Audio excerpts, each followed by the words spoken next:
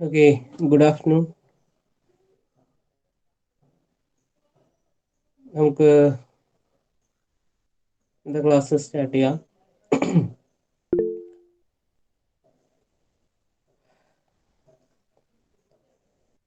Okay. ബാക്കി ആൾക്കാർ നല്ല ജോയിൻ ചെയ്യുന്നു വിചാരിക്കുന്നു. നമ്മൾ കഴിഞ്ഞ ക്ലാസ്സിൽ തുടങ്ങി വെച്ചു ബ്രെയിനിൻ്റെ ലാറ്ററാലിറ്റി എന്നുള്ളൊരു കൺസെപ്റ്റിലേക്ക് വന്നിട്ടുണ്ട്. അതുമായിട്ട് ബന്ധപ്പെട്ട കുറച്ച് കാര്യങ്ങളാണ് നമ്മൾ കഴിഞ്ഞ ക്ലാസ്സിലെ തുടക്കത്തിൽ പറഞ്ഞത്. ബ്രെയിനിൻ്റെ പ്രധാനപ്പെട്ട എല്ലാ സ്ട്രക്ചേഴ്സും അതുമായിട്ട് ബന്ധപ്പെട്ട നമ്മളുടെ ന്യൂറോണൽ ട്രാക്ക്, ന്യൂറോൺ ഇതുപോലുള്ള ഒരുപാട് കാര്യങ്ങൾ നമ്മൾ ചർച്ച ചെയ്തു. കമ്പാരിറ്റീവ്ലി കുറച്ച് ഈസി ആയിട്ടുള്ളൊരു പോർഷനിലേക്കാണ് നമ്മൾ കടക്കുന്നത്.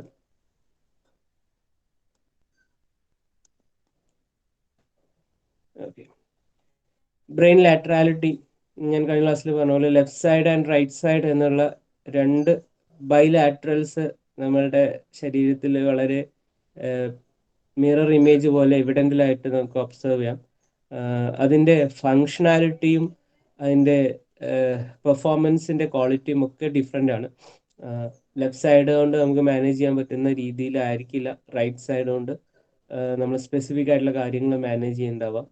നമ്മളുടെ എബിലിറ്റി, എഫിഷ്യൻസി, ഡെക്സ്റ്റിരിറ്റി പോലുള്ള ഗ്രോസ് ആൻഡ് മൈന്യൂട്ട് ബിഹേവിയറൽ ആസ്പെക്ട്സിലേക്ക് വരുന്ന സമയത്ത് ബിഹേവിയറൽ ആസ്പെക്ട്സിൽ മാത്രമല്ല മറ്റു പല ഇമോഷണൽ ആൻഡ് അതർ ഫേഷ്യൽ എക്സ്പ്രഷൻസിൻ്റെ കാര്യത്തിൽ, ഐ കോണ്ടാക്റ്റിൻ്റെ കാര്യത്തിൽ, നമ്മളുടെ മറ്റ് വായയിൽ മൗത്തിൻ്റെ ച്യൂയിങ്ങിൻ്റെ ഭക്ഷണം ചവച്ചരയ്ക്കുന്നതിൻ്റെ രീതിയിൽ പോലും ഈ ലാറ്ററൽ ആയിട്ടുള്ള ഡിഫറൻസസും സിമ്മട്രിയും ഉണ്ട്. ഒരുപോലെയുള്ള കാര്യങ്ങളും അതിൽ വരുന്നുണ്ട്, ഡിഫറൻസസ് ഉള്ള കാര്യങ്ങളും അതിൽ വരുന്നുണ്ട്. നമ്മളുടെ പോസ്റ്റർ, നമ്മൾ നിൽക്കുകയും ഇരിക്കുകയും ചെയ്യുന്ന സമയത്തൊക്കെ നമ്മൾ പ്രിഫറബിളി ഒന്ന് ചരിഞ്ഞിട്ടും ഒരു സൈഡിന് കൂടുതൽ ഡോമിനൻസ് കൊടുക്കുന്ന രീതിയിലുമായിരിക്കും നമ്മൾ നിൽക്കുന്നുണ്ടാവുക അല്ലെങ്കിൽ ഇരിക്കുന്നുണ്ടാവുക. നമ്മൾ രണ്ട് കാലും ഒരേപോലെ ഉപയോഗപ്പെടുത്തി സ്ട്രെയിറ്റ് ആയിട്ട് നിൽക്കുന്നത്, അത് ഈ പോലീസ് ഓഫീസേഴ്സോ അല്ലെങ്കിൽ മിലിറ്ററി ഓഫീസേഴ്സോ ഒക്കെയാണ് അങ്ങനെ നിൽക്കുക. നോർമൽ പീപ്പിൾ എപ്പോഴും അവർക്ക് അവരുടെ നൃത്തത്തിൽ ഒരു സ്ലൈറ്റ് ആയിട്ടുള്ള ഒരു ഡോമിനൻസ് ഉണ്ടായിരിക്കും, അല്ലെങ്കിൽ ഒരു പ്രിഫറൻസ് ഉണ്ടായിരിക്കും. ഒരു വാക്കിങ്ങിൽ അല്ലെങ്കിൽ സിറ്റിങ്ങിൽ, പോസ്റ്റേഴ്സിലൊക്കെ ആ ഒരു പ്രിഫറൻസസ് ഉണ്ടായിരിക്കും. Most of them are unconscious, നമുക്ക് അറിയുന്നില്ല. പല ആൾക്കാരുടെയും ബിഹേവിയറിൽ അവരുടെ ചെരുപ്പിൻ്റെയൊക്കെ സോളൊക്കെ പെട്ടെന്ന് ചില ഒരു കാലിൻ്റെ മാത്രം സോള് പെട്ടെന്ന് തേഞ്ഞു പോകുന്നതൊക്കെ ആയിട്ട് നമുക്ക് ചില ആൾക്കാരുടെ ഒബ്സർവ് ചെയ്യാൻ പറ്റാറുണ്ട്. അവരുടെ നടത്തത്തിലുള്ള ചില മാറ്റം കാരണമാണ് അങ്ങനെയൊക്കെ വരുന്നത്. സോ വളരെ സ്പെസിഫിക് ആയിട്ടുള്ള ലാറ്ററലൈസേഷൻസ് അതിൽ ഐഡൻറ്റിഫൈ ചെയ്തിട്ടുണ്ട്. ഹാൻഡ് റൈറ്റിങ്ങിൻ്റെ കാര്യത്തിൽ, എഴുതുന്ന കാര്യത്തിൽ നമ്മൾ റൈറ്റ് ഹാൻഡഡ് ആവുന്നത് ആണ് നമ്മൾ ആദ്യം നോട്ട് ചെയ്യുന്നത്. ഒരു സ്പെസിഫിക് ആയിട്ടുള്ള ഒരു സ്കില്ല് ചെയ്യുന്ന സമയത്ത് ചിത്രം വരയ്ക്കുക, അല്ലെങ്കിൽ നമ്മൾ ടൂൾസ് ഹാൻഡിൽ ചെയ്യുക, പേനയോ കത്തിയോ ഹാമറൊക്കെ ഹാൻഡിൽ ചെയ്യുന്ന സമയത്ത് ഇത് വളരെ സ്പെസിഫിക് ആയിട്ട് നമുക്ക് കത്രിക വെച്ചിട്ട് കട്ട് ചെയ്യുന്നത് റൈറ്റ് ഹാൻഡ് കൊണ്ട് തന്നെ ആയിരിക്കും മെജോറിറ്റി ആൾക്കാർ കട്ട് ചെയ്യേണ്ടാവും. ലെഫ്റ്റ് ഹാൻഡ് ഡോമിനൻ്റ് ആയിട്ടുള്ള ആൾക്കാർ അതുകൊണ്ടായിരിക്കും ചെയ്യേണ്ടാവും. സോ ബ്രെയിനിൻ്റെ അകത്ത് ഇതിന് ഇക്വലൻ്റ് ആയിട്ടുള്ള സ്പെഷ്യലൈസേഷൻസ് വരുന്നുണ്ട്. ഇനീഷ്യലി അത് ഒരു ഡോമിനൻ്റ് ലോബ് എന്നും മറ്റൊന്ന് ഒരു റിസസീവ് ലോബ് എന്നുമാണ് കൺസിഡർ ചെയ്യപ്പെട്ടിട്ടുണ്ടായിരുന്നത്. ലെഫ്റ്റ് ഹെമിസ്ഫിയർ എന്ന് പറയുമ്പോൾ ഒരു സെൻട്രൽ സൾക്കസ് നമ്മുടെ ബ്രെയിനിൻ്റെ കോർട്ടെക്സിലുണ്ട്. നമ്മളതിൻ്റെ സ്ട്രക്ചറിൽ ലോബുകൾ പറഞ്ഞ സമയത്ത് നടുക്കുകൂടെ ബ്രെയിനിൻ്റെ ഒരു ലാറ്ററൽ ആയിട്ടുള്ള കട്ടിങ്ങിൽ നമുക്ക് നടുക്കുകൂടെ ഒരു വലിയ വിടവ് ബ്രെയിനിൻ്റെ ഉള്ളിൽ കോർട്ടെക്സിലുള്ളതായിട്ട് നമ്മൾ ഒബ്സർവ് ചെയ്തിട്ടുണ്ട്. അതിനെ ബേസ് ചെയ്തിട്ട് ലെഫ്റ്റ് ആൻഡ് റൈറ്റ് ഹെമിസ്ഫിയർ എന്ന് ബ്രെയിൻ ലാറ്ററൈസ് ചെയ്യപ്പെട്ടിട്ടുണ്ട്. അതിനെക്കുറിച്ച് നമ്മൾ ഓൾറെഡി ഡിസ്കസ് ചെയ്തതാണ്. സോ അതിൻ്റെ ഇനീഷ്യൽ ആയിട്ടുള്ള ഒരു അണ്ടർസ്റ്റാൻഡിങ് എന്താണെന്ന് വെച്ച് കഴിഞ്ഞാൽ majority of population right handed ആണ്. റൈറ്റ് സൈഡിനെ ലെഫ്റ്റ് സൈഡാണ് മാനേജ് ചെയ്യാന്നുള്ള ഒരു അണ്ടർസ്റ്റാൻഡിങ് മിഡിൽ ഒബ്ലോങ്കേറ്റിൽ വെച്ചിട്ട് ന്യൂറോണൽ പെരിഫറൽ നെർവസ് സിസ്റ്റം വഴി അഫറൻ ന്യൂറോൺസ് ക്രോസ് ഓവർ ചെയ്ത് റൈറ്റ് സൈഡിൽ നിന്നുള്ളത് മുഴുവൻ ലെഫ്റ്റ് സൈഡിലേക്ക് ട്രാൻസ്ഫർ ചെയ്യപ്പെടുന്നു എന്ന് നമ്മൾ പറഞ്ഞിരുന്നു. അതുകൊണ്ട് തന്നെ നമ്മൾ റൈറ്റ് സൈഡിനെ ഡോമിനേറ്റ് ചെയ്യുന്ന ലെഫ്റ്റ് സൈഡാണ് ബ്രെയിനിൻ്റെ. സോ ആ ലെഫ്റ്റ് ഹെമിസ്ഫിയർ കുറച്ചും കൂടി വലുതാണെന്നും അതിന് കൂടുതൽ എഫിഷ്യൻസി ഉണ്ട്, അത് ഡോമിനൻ്റ് ആയിട്ടുള്ള ഒരു ബ്രെയിൻ റീജിയൻ ആണ് എന്നുള്ള രീതിയിലുള്ള ഒരു ഔട്ട്ഡേറ്റഡ് ആയിട്ടുള്ള കൺസെപ്റ്റ് ഉണ്ട്. അത് റീസെന്റ് റിസർച്ചുകൾ ഓരോന്നും വന്നിട്ടുള്ളത് വ്യത്യസ്തമാണ് എന്നുള്ളതാണ്. ലെഫ്റ്റ് സൈഡും റൈറ്റ് സൈഡും ഡിഫറെൻ്റ് ആയിട്ടാണ് ബിഹേവ് ചെയ്യുന്നത്. ബട്ട് അതിലൊരു ഡോമിനൻസ്, ഹാൻഡിലുള്ള ഡോമിനൻസ് പോലെ ബ്രെയിനിലില്ല. വളരെ സിഗ്നിഫിക്കൻ്റ് ആയിട്ടുള്ള ഡിഫറൻസസ് അതിൻ്റെ പെർഫോമൻസിലുണ്ട്, അതിൻ്റെ പ്രിഫറൻസസിലുണ്ട്. നമ്മൾ ഓൾറെഡി പരിചയപ്പെട്ടിട്ടുള്ള രണ്ട് കൺസെപ്റ്റാണ് ലാംഗ്വേജ് മാനേജ്മെൻറ്റുമായിട്ട് ബന്ധപ്പെട്ട് ബ്രോക്കാസ് അഫേസിയ, വെർണിക് അഫേസിയ എന്നൊക്കെയുള്ള രണ്ട് വാക്കുകൾ നിങ്ങൾ പരിചയപ്പെട്ടിട്ടുണ്ടായിരിക്കും. രണ്ട് ഫിസിയോളജിസ്റ്റുകൾ പോൾ ബ്രോക്ക, വെർണിക്സ് എന്നുള്ള രണ്ടാൾക്കാർ അവർ കണ്ടെത്തിയിട്ടുള്ള ലാംഗ്വേജ് പ്രൊഡ്യൂസ് ചെയ്യാൻ ബുദ്ധിമുട്ടുള്ള പേഷ്യൻസിൽ അനാലിസിസ് നടത്തിയ സമയത്ത് അവരുടെ ബ്രെയിനിൻ്റെ ലെഫ്റ്റ് ഹെമിസ്ഫിയറിൽ ഒരു പെർട്ടിക്കുലർ റീജിയൻ, ഫ്രണ്ട് ലോബിലെ ഒരു പെർട്ടിക്കുലർ റീജിയൻ ഡാമേജ് ആയി കാണുന്നു. അങ്ങനെ ഡാമേജിൻ്റെ റിസൾട്ടായിട്ടാണ് അഫേസിയ, ലാംഗ്വേജ് പ്രൊഡ്യൂസ് ചെയ്യാൻ പറ്റാത്ത ഒരു അവസ്ഥ ഉണ്ടാകുന്നു. സോ അതേപോലെ തന്നെ വെർണിക്സ് അഫേസിയയിൽ ലാംഗ്വേജ് കോംപ്രിഹെൻഡ് ചെയ്യാൻ, മനസ്സിലാക്കാൻ പറ്റാത്തൊരവസ്ഥ വരുന്നു. അത് ലെഫ്റ്റ് ഹെമിസ്ഫിയറിലാണ് ഈ രണ്ട് ഡാമേജുകളും എല്ലാ പേഷ്യൻസിലും സംഭവിച്ചിട്ടുള്ളത്.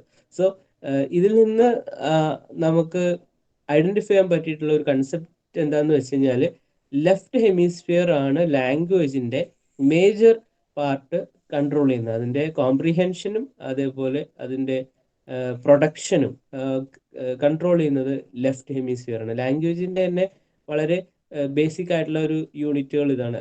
ലാംഗ്വേജ് മനസ്സിലാക്കുക, ലാംഗ്വേജ് ജനറേറ്റ് ചെയ്യുക എന്നുള്ളതാണ്. സോ അത് മെമ്മറി ആയിട്ട് അസോസിയേറ്റഡ് ആണ്, മറ്റു പല കാര്യങ്ങളായിട്ട് അസോസിയേറ്റഡ് ആണ്. ലാംഗ്വേജിന് തന്നെ നമ്മൾ ലാംഗ്വേജ് ജനറേഷനിൽ പഠിച്ചിട്ടുള്ള അതിൻ്റെ ഫോണറ്റിക് കണ്ടന്റ് ഉണ്ട്, സിൻടാക്റ്റിക് കണ്ടന്റ് ഉണ്ട്, ഗ്രാമാറ്റിക്കൽ കണ്ടന്റ് ഉണ്ട്, പ്രാഗ്മാറ്റിക് കണ്ടന്റ് ഉണ്ട്. ലാംഗ്വേജിൽ തന്നെ ഡിഫറെൻറ്റ് ലെവൽസ് ഓഫ് ലാംഗ്വേജ് ഉണ്ട്. നമുക്കിപ്പോൾ ലാംഗ്വേജിൻ്റെ വേർബൽ മീനിങ്, ഗ്രാമാറ്റിക്കൽ മീനിങ് ഉള്ളതുപോലെ തന്നെ നോൺ വേർബലായിട്ട് അല്ലെങ്കിൽ കുറച്ചും കൂടി നമ്മൾ കൺസെപ്റ്റ് ഫോർമേഷനിൽ നമ്മൾ ജസ്റ്റ് ഒരു കൺസെപ്റ്റിൻ്റെ അപ്പുറത്തേക്ക് നമ്മൾ അതിനെ ഒരു ഒരു വാക്ക് നമ്മൾ പരിചയപ്പെട്ടിരുന്നു. അതിനെ ഒരു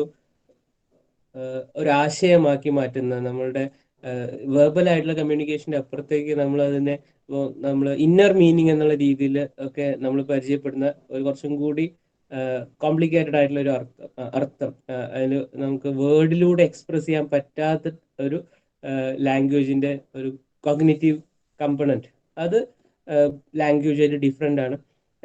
എസ്പെഷ്യലി ഇമോഷണലി അറ്റാച്ച്ഡ് ആണ്. അത് സട്ടിൽ ആയിട്ടുള്ള കമ്മ്യൂണിക്കേഷൻസ് ആണ് അതിൽ വരിക. ഇന്നർ മീനിങ് അല്ലെങ്കിൽ നമ്മളുടെ കളിയാക്കിക്കൊണ്ട് അല്ലെങ്കിൽ ചില ഭാഷകൾ അഡൽട്ട് കണ്ടന്റുകൾ നമ്മൾ സംസാരത്തിൻ്റെ ഇടയിലൂടെ കമ്മ്യൂണിക്കേറ്റ് ചെയ്ത് നമുക്ക് എത്തിക്കാൻ സാധിക്കുന്നുണ്ട്. സോ ലാംഗ്വേജിൻ്റെ കാര്യത്തിൽ പറയുകയാണെങ്കിൽ ഇത്തരത്തിലുള്ള ടെക്നിക്കൽ ആയിട്ടുള്ള കാര്യങ്ങളാണ് കൂടുതൽ. ഇതിൽ ടെക്നിക്കലി റീഡിങ്, റൈറ്റിംഗ്, ഗ്രാമർ പോലുള്ള കാര്യങ്ങളാണ് അതിൻ്റെ ലെഫ്റ്റ് ഹെമിസ്ഫിയർ ഡോമിനേറ്റ് ചെയ്യുന്നത്, മാനേജ് ചെയ്യുന്നത്. അതിൻ്റെ ആശയപരമായിട്ടുള്ള കോംപ്ലിക്കേറ്റഡ് ആയിട്ടുള്ള ഇന്നർ മീനിങ്, അതുപോലുള്ള സട്ടിലായിട്ടുള്ള കമ്മ്യൂണിക്കേഷൻസ്, ലാംഗ്വേജ് അസോസിയേറ്റഡ് ആയിട്ടുള്ള ഇമോഷൻസ്, ഇതൊക്കെ ജനറേറ്റ് ചെയ്യപ്പെടുന്നത്, മാനേജ് ചെയ്യപ്പെടുന്നത് ബ്രെയിനിൻ്റെ റൈറ്റ് ഹെമിസ്ഫിയർ ആണ്. ഞാൻ ഇന്നലെ ക്ലാസ്സിൽ പറഞ്ഞിരുന്നു ജോബ് പ്രിഫറൻസസ് ഒക്കെ മാറി നിൽക്കുന്നുണ്ടാവും ഇതനുസരിച്ചിട്ടുള്ള വളരെ ക്രിയേറ്റീവ് ആയിട്ടുള്ള ജോലികൾ, പെയിന്റിങ്ങോ അല്ലെങ്കിൽ ഗ്രാഫിക് ഡിസൈനിങ്ങോ, ലിറ്ററേച്ചറിലെ എഴുത്തുകൾ, അങ്ങനെയൊക്കെയുള്ള കാര്യങ്ങളിൽ, അല്ലെങ്കിൽ ഏത് കാര്യത്തിൽ നോക്കുകയാണെങ്കിലും അതിൻ്റെ ഒരു ബേസിക് ഡൈക്കോട്ടമി എന്നുള്ള രീതിയിൽ നമുക്ക് അതിനെ കാണാം. ഇപ്പോൾ എപ്പോഴും പെർഫോമൻസിന്റെ കാര്യത്തിൽ ഇപ്പോൾ ഈവൻ നമുക്കൊരു ഒരു ആർട്ടിസ്റ്റ്, ഒരു എഴുത്തുകാരൻ, നമുക്ക് അയാളെ ഇന്റലക്ച്വൽ ആയിട്ട് അയാൾക്കൊരു പുസ്തകങ്ങൾ എഴുതാം, വളരെ ക്രിയേറ്റീവായിട്ടും പുസ്തകങ്ങൾ എഴുതാം. അല്ലെങ്കിൽ പാട്ട് പാടുന്ന സമയത്ത് ഇതിലെല്ലാം ഈ രണ്ട് ആസ്പെക്ട്സ് ഡിസ്കസ് ചെയ്യപ്പെടുന്നുണ്ട്. ഒരാൾക്കൊരു കാര്യം പഠിച്ച് ചെയ്യാൻ പറ്റും, പഠിച്ചെടുക്കാൻ പറ്റും, വളരെ കണ്ടിന്യൂസ് ആയിട്ട് പ്രാക്ടീസ് ചെയ്ത് കഴിഞ്ഞാൽ പഠിച്ചെടുക്കാൻ പറ്റും. അത്തരത്തിലുള്ള മെമ്മറീസ് ഫോം ചെയ്യുന്നത്, കാര്യങ്ങൾ പഠിച്ചെടുക്കുന്നത്, ഇതെല്ലാം ലെഫ്റ്റ് ഹെമിസ്ഫിയറിന്റെ ഒരു പാറ്റേൺ ആണ്, അല്ലെങ്കിൽ അതിന്റെ ഒരു ഡോമിനേഷൻ ആണ്. അതിൽ മെമ്മറിയുടെ കാര്യത്തിലേക്ക് പറയുന്ന സമയത്ത് വേർബൽ മെമ്മറി, മെമ്മറിയുടെ ഗ്രാമാറ്റിക്കൽ ആയിട്ടുള്ള മീനിങ്, വൊക്കാബുലറി ഒക്കെ ആയിട്ട് ബന്ധപ്പെട്ട കാര്യങ്ങളാണ് ലെഫ്റ്റ് ഹെമിസ്ഫിയറിലേക്ക് വരുന്നത്. റൈറ്റ് ഹെമിസ്ഫിയറിലേക്ക് വരുമ്പോൾ നോൺ വേർബൽ മെമ്മറി അല്ലെങ്കിൽ പെർസെപ്ഷനുമായിട്ട് റിലേറ്റ് ചെയ്തിട്ടുള്ള മെമ്മറൈസേഷന്റെ ഭാഗമായിട്ട് നമുക്ക് വാക്കുകളായിട്ട് ഓർത്തു വെക്കാൻ പറ്റുന്ന കാര്യങ്ങളുണ്ട്, പെർസെപ്ച്വൽ ലെവലിൽ ഓർത്തു വെക്കാൻ പറ്റുന്ന കാര്യങ്ങളുണ്ട്.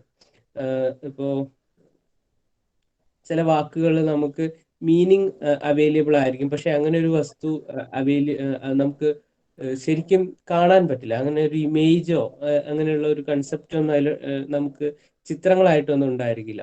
സോ അത് നമ്മളുടെ മൈൻഡിൽ നമ്മൾ ജനറേറ്റ് ചെയ്തെടുക്കുന്ന ഒരു പെർസെപ്ഷൻ ആണ്.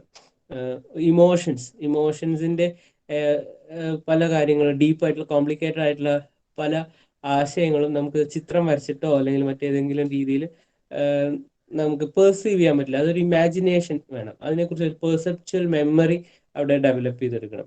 അതൊരു കോംപ്ലിക്കേറ്റഡ് ആയിട്ടുള്ള മെമ്മറി ലെവലാണ്. ഇപ്പൊ നമ്മള് വേഗത എന്ന് പറയുന്ന സമയത്ത് അതിനെക്കുറിച്ചുള്ള ഒരു മെമ്മറി ഒരു പെർസെപ്ച്വൽ ലെവലിലേ സാധ്യമാവുള്ളൂ. നമുക്കത് ഒരു കാറ് എന്ന് പറയുന്ന സമയത്ത് ഉണ്ടാവുന്ന മെമ്മറി, വേഗത എന്ന് പറയുന്ന സമയത്ത് ഉണ്ടാവുന്ന മെമ്മറിയും തമ്മിൽ ഒരുപാട് ഡിഫറൻസ് ഉണ്ട്. കാറിന് ഏകദേശം കുറെ പ്രോട്ടോടൈപ്പുകളുണ്ട്. അവിടെ കൺവെൻഷനൽ ആയിട്ട് നമ്മൾ കണ്ട് പരിചയപ്പെട്ടിട്ടുള്ള അല്ലെങ്കിൽ ചിത്രം വരച്ചിട്ടൊക്കെ ശീലിച്ചിട്ടുള്ള ഇമേജ് നമുക്ക് അവൈലബിൾ ആണ്. വേഗത എന്ന് പറയുന്ന സമയത്ത് ഓരോ ആൾക്കാർക്കും സബ്ജക്റ്റീവ് ആയിട്ട് ഭയങ്കര ഡിഫറെന്റ് ആയിട്ടുള്ള മെമ്മറീസ് ആയിരിക്കും അതുമായിട്ട് ബന്ധപ്പെട്ട് ജനറേറ്റ് ചെയ്ത് വരാം. So the process of memory അല്ലെങ്കിൽ ലാംഗ്വേജ് അല്ലെങ്കിൽ ഏത് കാര്യം എടുത്തു നോക്കുകയാണെങ്കിലും അതിന് ഈ രീതിയിൽ രണ്ട് ഡൈക്കോട്ടമീസ് ഉണ്ട്. നമ്മുടെ പേഴ്സണാലിറ്റി നോക്കുകയാണെങ്കിലും അത് ഡൈക്കോട്ടമിക് ആയിട്ടാണ് ഫങ്ഷൻ ചെയ്യുന്നത്. അതുപോലെ തന്നെ ബ്രെയിനിന്റെ ഉള്ളിലും ഒരു ഡൈക്കോട്ടമിക് ലാറ്ററലൈസേഷൻ ആണ് സംഭവിച്ചിട്ടുള്ളത്. അതൊരു സൈക്കോട്ടിക് ലെവലിൽ നമ്മൾ മെയിലിൽ നിന്നും ഫീമെയിലിൽ നിന്നും രണ്ട് സെല്ലുകൾ വന്ന് യൂണിഫൈ ചെയ്ത് അത് ഒരു ഹാപ്ലോയിഡ് സൈഗോട്ടായി അത് ഡിവൈഡ് ചെയ്ത് അതിൽ നിന്ന് തന്നെയാണ് ഈ ഒരു പാറ്റേൺ ബൈലാറ്ററലി സിമെട്രിക് ആയിട്ട് വന്നിട്ടുള്ളത്. അങ്ങനെ നോക്കുന്ന സമയത്ത് എവല്യൂഷണറി പാറ്റേണിൽ നമ്മൾ ട്രഡീഷണലി ആൻഷ്യന്റ് സ്പീഷീസിൽ നിന്ന് ഫോളോ ചെയ്ത് വന്ന ഒരു സ്ട്രക്ചറൽ ഫങ്ഷണൽ എക്സിസ്റ്റൻസ് ആണ് ഈ ഡൈക്കോട്ടമിക് ബൈലാറ്ററാലിറ്റി എന്ന് പറയുന്നത്. അതുമായിട്ട് ബന്ധപ്പെട്ട് ഒരുപാട് ആപ്ലിക്കേഷൻസ് വരുന്നുണ്ട്. വിഷനുമായിട്ട് ബന്ധപ്പെട്ട് നിങ്ങൾ അതിൻ്റെ ഒരു പേജ് നമ്പറിലേക്ക് വരികയാണെങ്കിൽ 90 ആണ് page number 90. Difference between right hemisphere and left hemisphere 5.3 എന്നുള്ള രീതിയിൽ നിങ്ങൾക്ക് നോക്കിയാൽ കാണാം. ഒരു ടേബിൾ അവിടെ വളരെ ക്ലാസിഫൈ ചെയ്ത് വെച്ചിട്ടുണ്ട്. Left hemisphere and right hemisphere, അതിൻ്റെ dominance, visual perception, auditory perception, touch, movement, memory, language and spatial ability. ഇത്രയും ഏരിയാസിലാണ് അതിൻ്റെ പ്രകടമായിട്ടുള്ള ലാറ്ററലൈസേഷൻ നമുക്ക് ഒബ്സർവ് ചെയ്യാൻ പറ്റുന്നത്. ലാറ്ററലൈസേഷൻ എന്താണെന്ന് മനസ്സിലായെന്ന് വിചാരിക്കുന്നു. ബ്രെയിനിന്റെ ലെഫ്റ്റ് ഹെമിസ്ഫിയറിന്റെയും റൈറ്റ് ഹെമിസ്ഫിയറിന്റെയും ഫങ്ഷണൽ ഡിഫറൻസസ് എന്നുള്ള രീതിയിലാണ് നമ്മൾ ലാറ്ററലൈസേഷൻ എന്ന് പറയുന്നത്. ഫങ്ഷണലി സെഗ്രിഗേറ്റ് ചെയ്യപ്പെട്ടിട്ടുള്ള ഒരു പാറ്റേണിലാണ് കാണുന്നത്. സ്ട്രക്ചറലി കോമൺ ആണ്. Structurally temporal lobe, frontal lobe, parietal lobe, occipital lobe ഒക്കെ ലെഫ്റ്റ് ഹെമിസ്ഫിയറിലും റൈറ്റ് ഹെമിസ്ഫിയറിലും ഉണ്ട്. ദെൻ കോർപ്പസ് കലോസം എന്ന് പറയുന്ന ടഫായിട്ടുള്ള ന്യൂറോണൽ ട്രാക്കാണ് ലെഫ്റ്റ് ഹെമിസ്ഫിയറിനെയും റൈറ്റ് ഹെമിസ്ഫിയറിനെയും കണക്ട് ചെയ്യുന്നത്. അത് നിങ്ങൾ ഓർത്തിരിക്കണം. ദെൻ ഈ ലെഫ്റ്റ് സൈഡിനെയും റൈറ്റ് സൈഡിനെയും കണക്ട് ചെയ്യുന്ന മറ്റൊരു ബ്രെയിൻ, വിത്തിൻ ബ്രെയിൻ നമുക്ക് മനസ്സിലായിട്ടുള്ള മറ്റൊരു പോർഷൻ എന്ന് പറയുന്നത് ഒപ്റ്റിക് കാസം എന്നറിയപ്പെടുന്ന ഒപ്റ്റിക് നെർവിന്റെ ഒരു ജംഗ്ഷനാണ്. ലെഫ്റ്റ് ഐയിൽ നിന്നും റൈറ്റ് ഐയിൽ നിന്നും പെയർ ചെയ്തിട്ട് ക്രോസ് ഓവർ ചെയ്തിട്ട് പോകുന്ന ഒരു പോർഷനാണ്. അതും ഈ ബൈലാറ്ററലി കമ്മ്യൂണിക്കേറ്റ് ചെയ്യുന്നതിൽ ഒരു റൈറ്റ് സൈഡിൽ നിന്ന് ലെഫ്റ്റ് സൈഡിലേക്കും ലെഫ്റ്റ് സൈഡിൽ നിന്ന് റൈറ്റ് സൈഡിലേക്കും പോകുന്ന ഒരു പാറ്റേൺ ഉണ്ട്. 50% ഓഫ് വിഷ്വൽ ഇൻഫർമേഷൻ ആണ് അങ്ങനെ ക്രോസ് ചെയ്യപ്പെടുന്നത്. ദെൻ അതേപോലെ സ്പെസിഫിക് ആയിട്ടുള്ള ചില പോർഷൻസ് ഉണ്ട് നമ്മളുടെ ലെഫ്റ്റ് ഹെമിസ്ഫിയറിനെയും റൈറ്റ് ഹെമിസ്ഫിയറിനെയും പരസ്പരം കമ്മ്യൂണിക്കേറ്റ് ചെയ്യുന്നത്. ഇങ്ങനെ കമ്മ്യൂണിക്കേറ്റ് ചെയ്യുന്നതിൻ്റെ ഒരു ആവശ്യം എന്താണെന്ന് വെച്ച് കഴിഞ്ഞാൽ ഇത് ഇൻഡിപെൻഡൻ്റ് ആയിട്ട് ഫങ്ഷൻ ചെയ്യാൻ കപ്പാസിറ്റി ഉള്ള ബ്രെയിൻ റീജിയൻസ് ആണ്. ഇത് എപ്പോഴും ഒരു റിസർച്ചിന് വിധേയമാവുന്നത് എപ്പിലെപ്സി, അപസ്മാരം പോലുള്ള രോഗികളിൽ അവരുടെ ബ്രെയിനിലേക്ക് ബ്രെയിൻ വേവുകളുടെ സെക്രീഷൻ മാനേജബിൾ അല്ലാതെ വരുന്ന സമയത്ത് ഇനീഷ്യലി ചെയ്തു വന്നിരുന്ന സർജിക്കൽ ആയിട്ടുള്ള ഒരു പ്രോസസ്സ് എന്ന് പറഞ്ഞാൽ ഈ ലെഫ്റ്റ് ഹെമിസ്ഫിയറിന്റെയും റൈറ്റ് ഹെമിസ്ഫിയറിന്റെയും ഇടയിൽ ആ ന്യൂറോണൽ ട്രാക്ക് ആയിട്ടുള്ള കോർപ്പസ് കലോസത്തിൽ ഒരു ലീഷൻ ഉണ്ടാക്കുക. അത് സർജിക്കലി ബ്ലോക്ക് ചെയ്യുക അല്ലെങ്കിൽ അത് കട്ട് ചെയ്ത് ഒഴിവാക്കുക എന്നുള്ള രീതിയിലുള്ള സെപ്പറേറ്റ് ചെയ്യാറുണ്ട്. അങ്ങനെ വരുന്ന സമയത്ത് ലീഷേഴ്സ്, എപ്പിലെപ്സിയുമായിട്ട് ബന്ധപ്പെട്ട് വന്നിട്ടുള്ള അപസ്മാരത്തിന്റെ സിംറ്റംസിൽ മാറ്റങ്ങൾ കിട്ടിയിട്ടുണ്ടായിരുന്നു. സോ അതുമായിട്ട് ബന്ധപ്പെട്ട് മറ്റു പല പ്രശ്നങ്ങളും പിന്നീട് രൂപപ്പെട്ടു വരുന്നു. ഇങ്ങനെ ഈ കോർപ്പസ് കലോസം സർജിക്കലി കട്ട് ചെയ്യപ്പെട്ടിട്ടുള്ള പേഷ്യൻസിൽ അങ്ങനെയുള്ള ആൾക്കാരിൽ മാത്രം ചില behavioural psychological functional performance problems identify ചെയ്യുന്നു.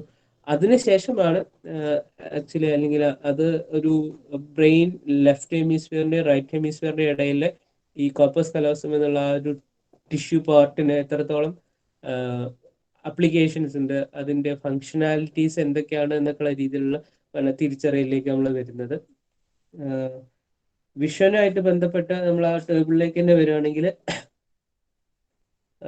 റൈറ്റ് ഹെമിസ്ഫിയർ ഡോമിനേറ്റ് ചെയ്യുന്നത് geometrical pattern, emotional expression and facial recognition, ഇതൊക്കെയാണ് റൈറ്റ് ഹെമിസ്ഫിയറിന്റെ ഡോമിനൻസ് വരുന്നത്.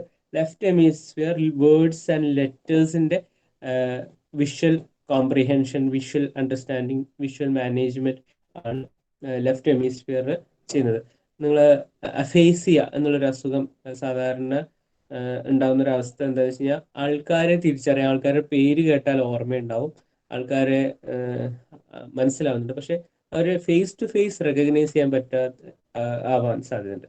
ഒരാളുടെ മുഖം ഓർത്തിരിക്കാൻ പറ്റാതെ പോകുന്ന, അല്ലെങ്കിൽ മുഖം എന്താണെന്ന് അറിയാം, മുഖം എന്ന് പറയുമ്പോൾ കണ്ണ്, മൂക്ക്, വായും ചെവിയും ഒക്കെ ഉള്ള ഒരു ഭാഗമാണെന്ന് അറിയാം. അതിലിപ്പോ നമുക്ക് ഓരോ വ്യക്തിയുടെയും മുഖഭാവങ്ങളിൽ വ്യത്യാസമുണ്ട്. മമ്മൂട്ടിയെ കാണുന്ന പോലെയല്ല നമ്മൾ ദുൽഖർ സൽമാനെ കാണുന്നത്. അവരുടെ ഇടയിൽ ഫേഷ്യൽ ഡിഫറൻസസ് നമുക്ക് അറിയാൻ പറ്റും. ഇത് ഒരാളാണ് മറ്റൊരാളാണെന്നും തിരിച്ചറിയാൻ പറ്റും.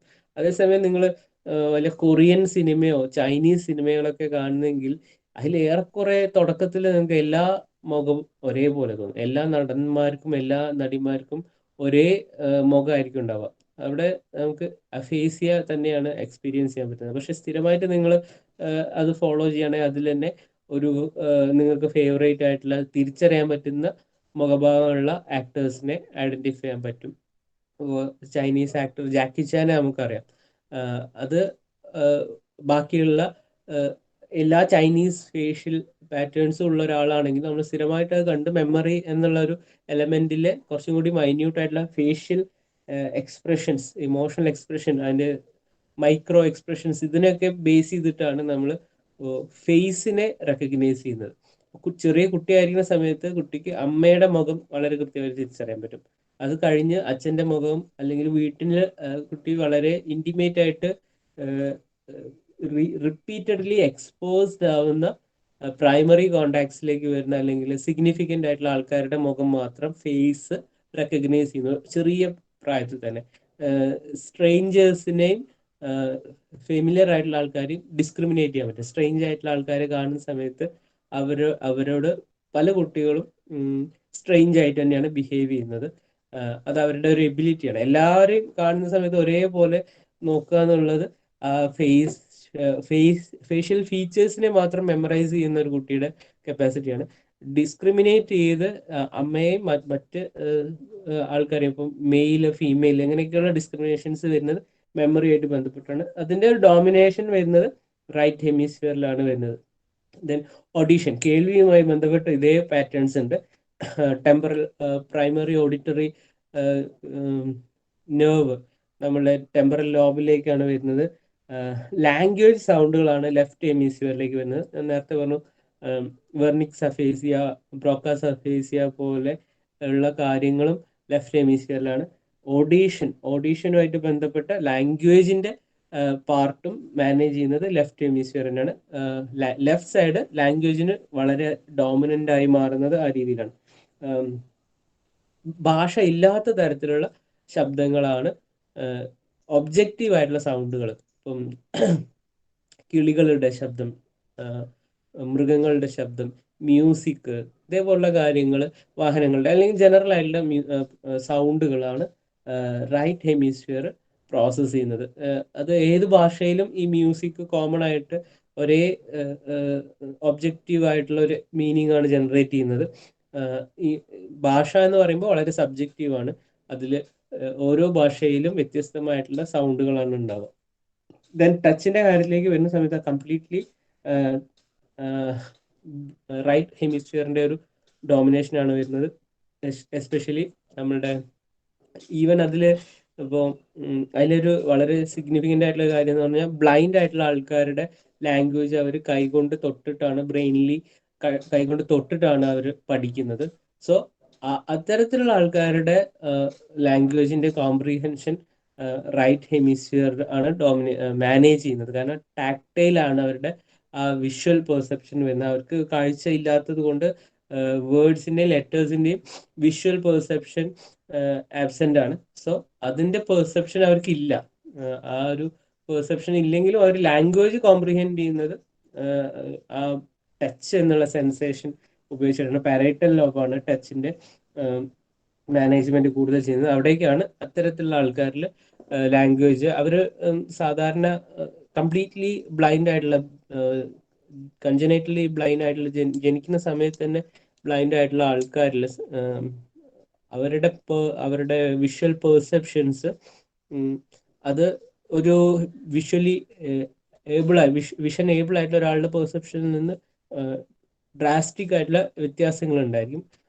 അതിൽ പലതരത്തിലുള്ള മാറ്റങ്ങൾ, പലതരത്തിലുള്ള റിസർച്ചുകൾ നടന്നിട്ടുണ്ട്. പലതരത്തിലുള്ള ക്വാളിറ്റി ഡിഫറൻസസ് അതിലുണ്ട്, സ്ട്രക്ചറൽ ഡിഫറൻസസ് അതിലുണ്ട്. അതുമായിട്ട് ബന്ധപ്പെട്ട് ലാറ്ററാലിറ്റിയും അങ്ങനെ തന്നെയാണ് ഫങ്ഷൻ ചെയ്യുന്നത്. ബ്രെയിനിന്റെ ലാറ്ററാലിറ്റി ഡിഫറെന്റ് ആയതുകൊണ്ട് തന്നെ റൈറ്റ് ഹെമിസ്ഫിയർ ആണ് ബ്രെയിനിലേക്ക് പഠിക്കുന്ന ആൾക്കാരിൽ മാനേജബിൾ ആക്കി മാറ്റുന്നത്, ലാംഗ്വേജ് കോംപ്രിഹെൻഷനെ മാനേജബിൾ ആക്കി മാറ്റുന്നത്. ദെൻ മൂവ്മെന്റിലേക്ക് വരുന്ന സമയത്ത് സ്പേഷ്യൽ പാറ്റേൺസിന്റെ മൂവ്മെന്റ്സ്, 3 ഡയമെൻഷണൽ മൂവ്മെന്റ്സ് ഒക്കെയാണ് റൈറ്റ് ഹെമിസ്ഫിയറിലേക്ക് വരുന്നത്. ഇപ്സി ലാറ്ററൽ മൂവ്മെന്റ് 2 ഡയമെൻഷണൽ അല്ലെങ്കിൽ സെയിം ട്രാക്കിൽ പോയിക്കൊണ്ടിരിക്കുന്ന കണ്ടിന്യൂസ് ആയിട്ടുള്ള മൂവ്മെന്റ്, ഒരേ ലാറ്ററാലിറ്റിയിൽ തന്നെ ഇപ്സി ലാറ്ററൽ എന്ന് പറഞ്ഞാൽ ഒരേ പാറ്റേണിൽ ഒരേ ലാറ്ററൽ ലെവലിൽ തന്നെ ഉള്ള മൂവ്മെന്റ്സിനെയാണ് ഇപ്സി ലാറ്ററൽ മൂവ്മെന്റ്സ് പറയുന്നത്. വ്യത്യസ്തമായ ലാറ്ററാലിറ്റിയിലേക്ക്, വ്യത്യസ്തമായ ഡയമെൻഷൻസിലേക്ക് കോൺട്രാ ലാറ്ററൽ മൂവ്മെന്റ്സ് എന്നാണ് വിളിക്കുന്നത്. അത് റൈറ്റ് ഹെമിസ്ഫിയർ ആണ്.